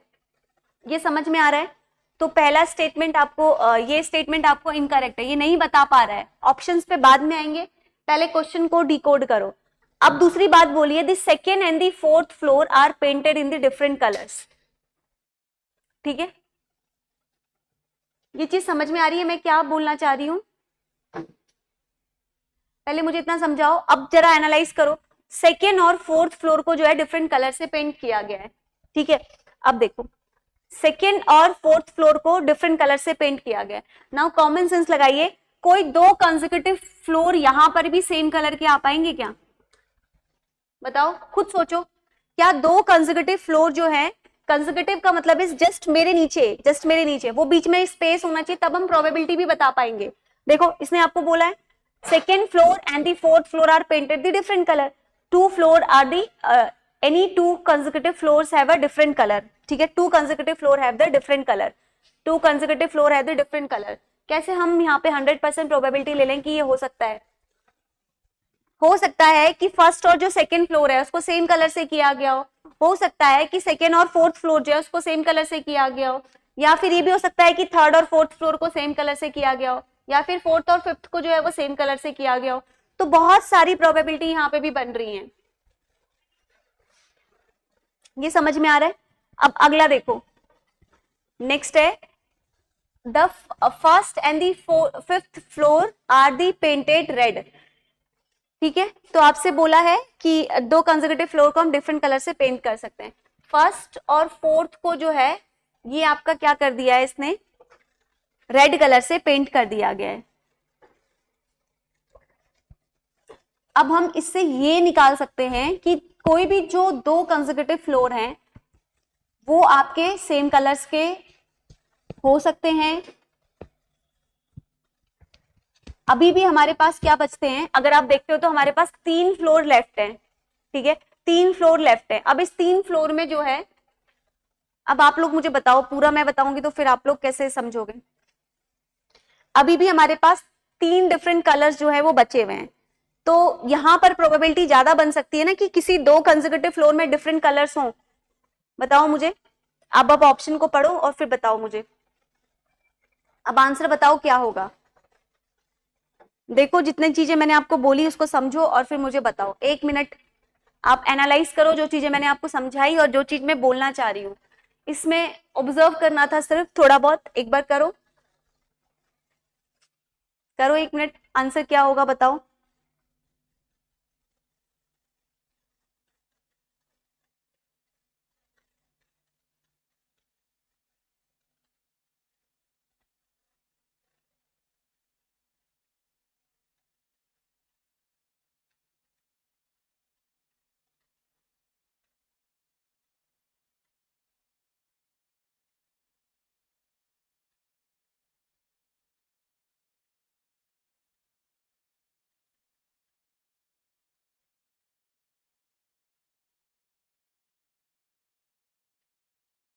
आपको समझ में आया इप्सिता? आपने आंसर 2 एंड 3 दिया था, ये समझ में आ रहा है मैं जो बोलना चाह रही हूँ?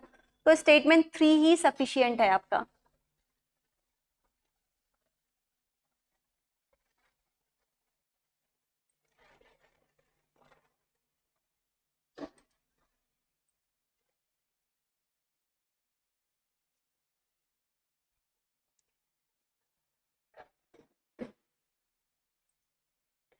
समझ में आ रहा है? मैंने जो बताया समझ में आ रहा है या नहीं? आप क्वेश्चन को पढ़ो पहले। 4 डिफरेंट कलर्स का यूज करना है। एक कलर जो है वो यूज किया गया है पेंट करने के लिए किसी फ्लोर को, ठीक है, ये इसने बोला है। तो अब देखो, एक कलर पेंट किया गया है किसी डिफरेंट कलर को, तो 4 अलग अलग जो है वो कलर्स हमने यूज कर रहे हैं, ठीक है। अब इसने क्वेश्चन में ना, इस क्वेश्चन में क्या दे दिया है, कंडीशन दे दिया है, रेड कलर और रेड कलर से फर्स्ट और लास्ट वाले को किया है। अब मेरे पास कितने कलर बचे? 4 डिफरेंट कलर बचे। तो यस, ये 100% यहाँ पे केसेस बन सकते हैं ना कि 2 कलर से, डिफरेंट कलर से हम कंसेक्यूटिव फ्लोर को पेंट कर रहे होंगे। समझ रहे हो? यहाँ पे हमने सपोज कोई कंसेक्यूटिव, यहाँ पर ये समझ में आ रहा है मैं जो बोलना चाह रही हूं? देखो, statement third is right. How statement 1 is wrong? Statement 1 क्या है? वो डेफिनेटली रॉन्ग नहीं है। स्टेटमेंट को पढ़ो। आंसर जब भी देते हैं ना, हम हमेशा ऑप्शंस को देख के देते हैं। देखो, statement 2 is sufficient, statement 2 sufficient नहीं है। देख लो इधर, आंसर देने के लिए यहां से इसलिए रॉन्ग किया, स्टेटमेंट 2 जो है वो सफिशिएंट नहीं है, ठीक है। अब आओ यहाँ पर, स्टेटमेंट 3 को अभी छोड़ दो, यहाँ पर statement 1 is not sufficient but statement 1 along with the 2 is sufficient. तो ये तो नहीं हो रहा है, स्टेटमेंट 1 इज नॉट सफिशिएंट बोल दिया इसने। नॉट सफिशिएंट कैसे हो सकता है? वो तो हो भी सकता है ना। अगला देखो क्या है, statement third is not sufficient. Statement third जो है वो नॉट सफिशिएंट है but along to it is sufficient. इस वजह से हमारा स्टेटमेंट 1 जो है वो रॉन्ग हो रखा है, because of the options. Options पे पढ़ो एक बार। स्टेटमेंट थर्ड स्टेटमेंट अकेला ही बता दे रहा है, इसको स्टेटमेंट 1 के सपोर्ट की जरूरत नहीं है। स्टेटमेंट 1 के केस में इसने क्या दे रखा है, ऑप्शन एक बार ध्यान से पढ़ो। स्टेटमेंट 1 इज नॉट सफिशिएंट कह रहा है, नॉट सफिशिएंट थोड़ी है, but along with statement 2 is sufficient बोल रहा है। पढ़ो एक बार, ऑप्शंस को पढ़ो आप, तब समझ में आएगा मैं जो बोल रही हूं। आंसर जो दे रहे हो आप, वो ऑप्शंस के बेसिस पे हम दे रहे हैं। समझ में आ रहा है मैं क्या बोल रही हूं?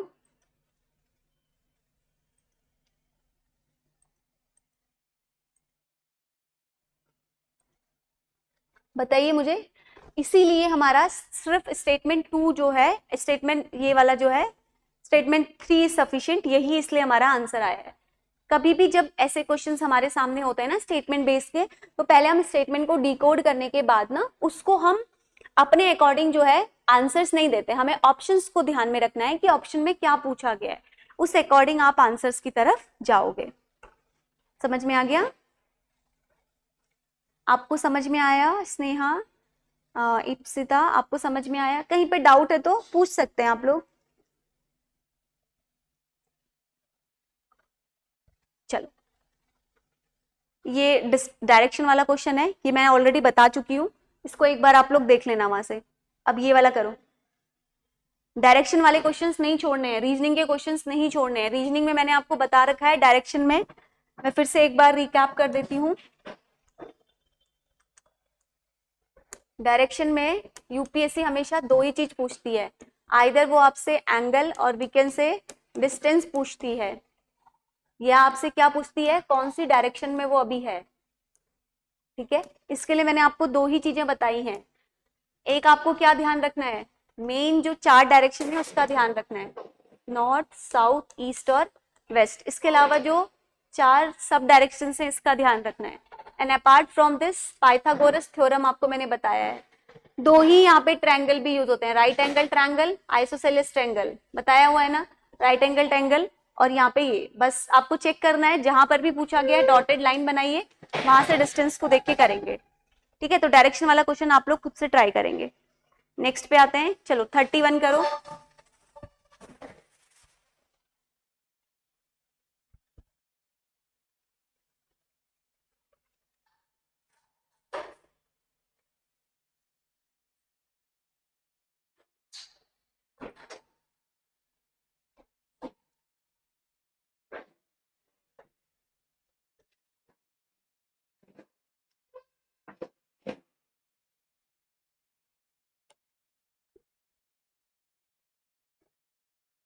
ये आपको मैंने वो बताया हुआ है, अगर आप लोगों ने वो लेक्चर देखा होगा सेट थ्योरी,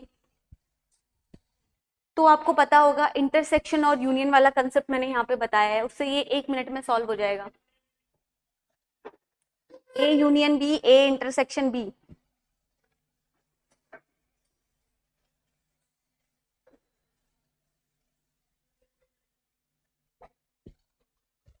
उसी से मैं इस क्वेश्चन को बता दूंगी।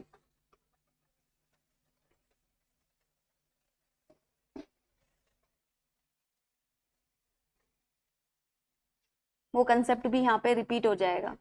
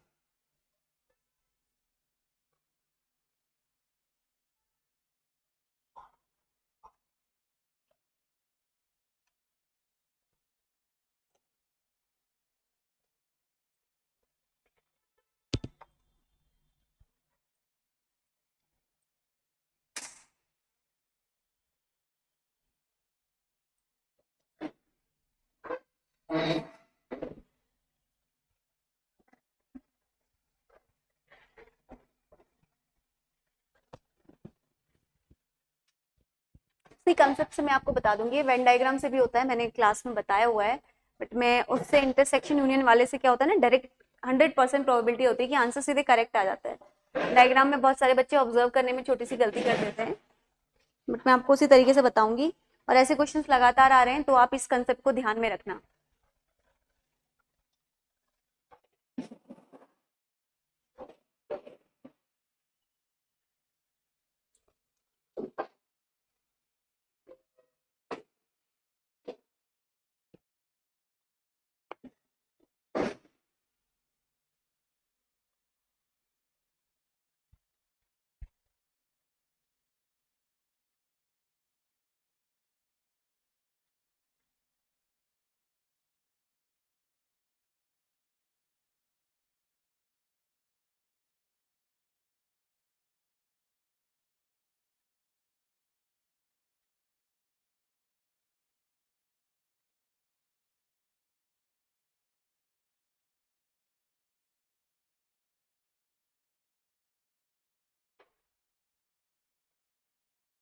Yes, 1 is the correct.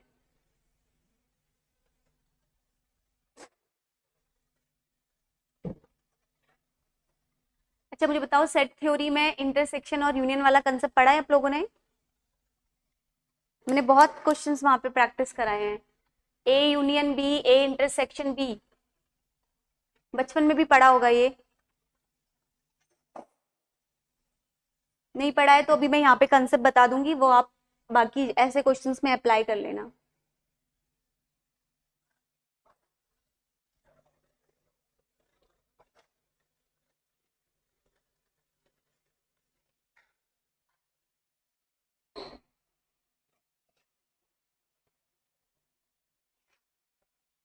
आप दोनों ने कैसे किया, वेन डायग्राम बना के या उसी मेथड से?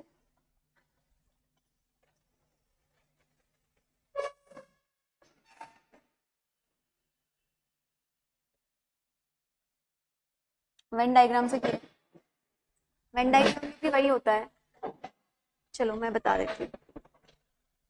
वेन डायग्राम में भी वही होता है, और ये एक अल्टरनेटिव तरीका और है। अगर किसी को वेन डायग्राम में कंफ्यूजन होता हो तो ये सिंपल याद रखना, ए यूनियन बी, ये यूनियन और ऐसा वाला साइन हमारा किसका होता है, इंटरसेक्शन का। तो बस कुछ नहीं होता इसमें, simple n A plus n B, जो भी वैल्यू होगी, ठीक है। ये थर्ड 3 टर्म के लिए भी होता है, ये भी मैंने समझा रखा है, बट यूपीएससी ने आज तक 2 ही टर्म के लिए पूछा हुआ है, ठीक है। और हम यहाँ पर माइनस कर देते हैं एन, जो इन दोनों में हमारा कॉमन होता है, बस।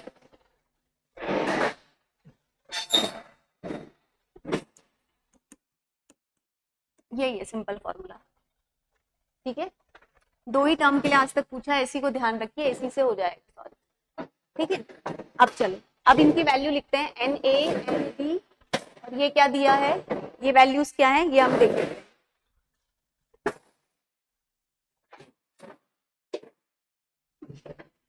अब देखते हैं, देखो क्या बोला, all member of a club went to a Mumbai and stay in a hotel on the first day 80% went for the shopping and 50% went for the sightseeing, 10% took rest in the hotel. Which of the following conclusion can be drawn from the above data? ठीक है, तो कितने लोग जो है वो shopping पे गए, 80% गए। सपोज अगर हमारी 100 वैल्यू है तो उसमें से शॉपिंग में कितने गए, 80 गए हैं। और दूसरा हमारे यहाँ पे क्या केस है, साइट सीइंग, तो साइट सीइंग पे कितने गए, 50 गए हैं। ठीक है, तो ये है हमारे शॉपिंग वाले, दिस इज साइट सीइंग। ठीक है, और इनका जो कॉमन है, जो होटल में रुके हैं वो कितने हैं, 10%। ठीक है, तो 10% कितने हैं हमारे, जो आपके जिन्होंने रेस्ट लिया है।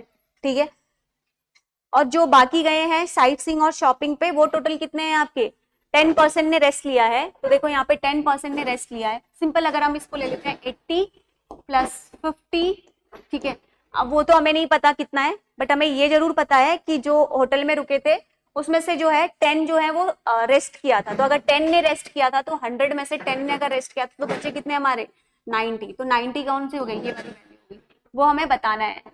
इससे हमारे आंसर्स दोनों निकल जाएंगे। ठीक है, तो कितना हो जाएगा, ये बताओ मुझे, ये वैल्यू कितनी आएगी, ये बताओ मुझे कितनी आ रही है, एन क्या आ रही है ये वैल्यू बताओ, आंसर आ जाएगा इसके बाद। कितना आ रहा है, 40 आएगा। तो ये 40 कौन है, ये 40 वो लोग हैं, कौन से लोग हैं ये 40, ये 40 हमारे वो लोग हैं जो शॉपिंग और दोनों में गए थे। किस किस में भी गए थे, शॉपिंग पे भी गए थे और साइट सीइंग पे भी गए थे। ठीक है, अब क्वेश्चन में क्या पूछा है, क्वेश्चन में क्या पूछा है, 40% went for the shopping as well as the sightseeing. ये दिया भी है, आप निकालते नहीं भी तो यहाँ से देख लेते, तो ये तो हमारा आंसर करेक्ट हो जाएगा। 40% ही आ रहा है ना, देखो कितने आ रहे हैं, 40 हैं जो दोनों में गए हैं, साइट सीइंग और शॉपिंग पे। तो पहला ऑप्शन तो मेरा क्या हो गया, करेक्ट हो गया। 20% member went for only shopping. अब ओनली शॉपिंग के लिए निकालने के लिए, अगर हमें सिर्फ ओनली शॉपिंग और उसका निकालना है, इधर ही पे कर देती हूँ, अगर मुझे ओनली शॉपिंग निकालना है और ओनली साइट सीइंग निकालना है,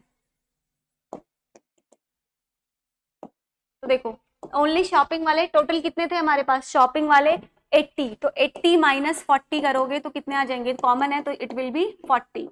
एंड साइट वाले कितने आ जाएंगे, 50 माइनस 40, तो ये कितना आ जाएगा आपका 10, तो इट विल बी 10। अब क्वेश्चन में क्या पूछा है, 20% member went for the shopping, ये तो रॉन्ग हो जाएगा ना, कितने परसेंट है, 40% है, देख लो ये रे, शॉपिंग वाले कितने हैं, 40% है। नहीं समझ में आया तो एक बार फिर से समझाती हूँ, this is the A union B, ये होता है ए इंटरसेक्शन बी। ठीक है, यूनियन का मतलब होता है जब हम सारी चीजों को आपस में जोड़ते हैं, और इंटरसेक्शन का मतलब होता है जो कॉमन होता है। ठीक है, ये बेसिक क्लासेस में मैंने आपको बताया है। तो एन ए और एन बी क्या है, जितनी भी कंडीशन, अगर 3 चीजें दी है, अगर साइट सीइंग, शॉपिंग और आपका फूड, फूड भी दे दिया तो एक और आ जाएगा आपका सी भी आ जाएगा, उसके लिए भी एक सिंपल सा फॉर्मूला होता है, उसी पे रखेंगे सीधे वैल्यूज आ जाती है। अब ये 90 आपको ध्यान रखना है कि यूनियन है, जोड़ना है जिसके बारे में बोला है। तो टोटल अगर मैंने 100 लिए हैं उसमें से 10 जो है वो रेस्ट कर रहे हैं, तो टोटल कितने हो जाएंगे, 90 इक्वल्स टू एन ए। पहला हमारा जो है शॉपिंग वाले कितने 80, दूसरे कितने हैं हमारे 50, तो एन ए इंटरसेक्शन बी, तो ये कितने आ जाएंगे जो टोटल हमारे 40, जो कि हमारे शॉपिंग और साइट सीइंग दोनों है। अगर only shopping only sight seeing निकालना है तो टोटल 80 में से कितना माइनस कर दोगे 40, और 50 में से कितना माइनस कर दोगे 40, तो इट विल बी 10। समझ में आया, तो पहला स्टेटमेंट हमारा करेक्ट है, सेकेंड स्टेटमेंट हमारा रॉन्ग है। समझ में आया, मुझे बताइए कमेंट में, किसी को डाउट है कहीं पे।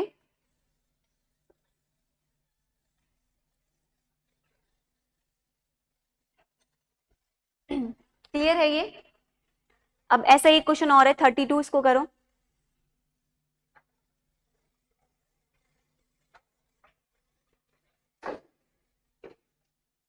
बस क्वेश्चन ध्यान से पढ़ना।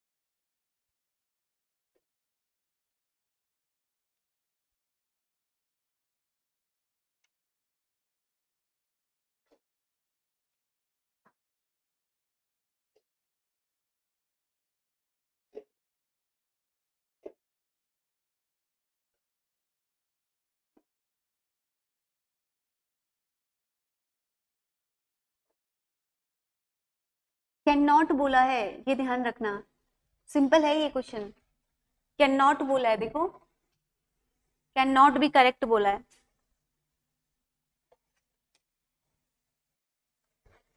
ए 1 एंड 2 करेक्ट आ रहा है।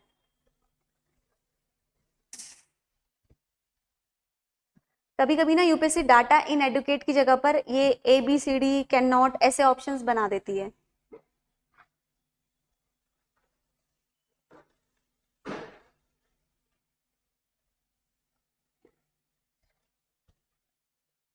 सी आ रहा है, सी यानी कि कैन नॉट आपने चेक किया, 1 एंड 3 करेक्ट आ रहा है।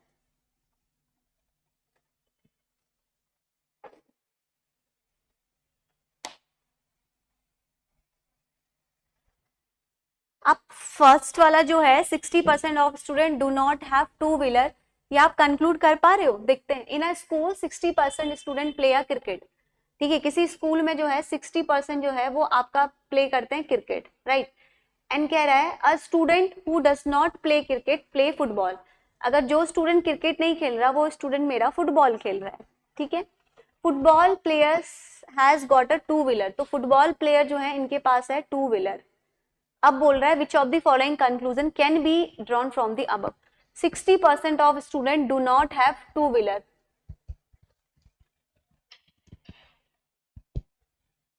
आप ये बता सकते हो क्या एग्जैक्टली 60% स्टूडेंट्स के पास जो है वो टू व्हीलर नहीं है? ध्यान से देखो तो एक बार ये वाला स्टेटमेंट, 60% ऑफ, आपने बस इस बेसिस पे बता दिया कि 60% स्टूडेंट जो है वो क्रिकेट खेल रहे हैं और जो है बचे हुए फुटबॉल खेल रहे हैं, राइट। इसी बेसिस पे आपने बताया ना। एंड जो फुटबॉल खेल रहे हैं उनके पास टू व्हीलर है, यही कंसेप्ट आप बता रहे हो। ये आप कंक्लूड नहीं कर सकते, इसने सिर्फ ये बताया है कि क्रिकेटर के पास जो है, इसने ये मेंशन तो किया ही नहीं है कि क्रिकेटर के पास क्रिकेटर को टू व्हीलर मिलता है या नहीं मिलता है।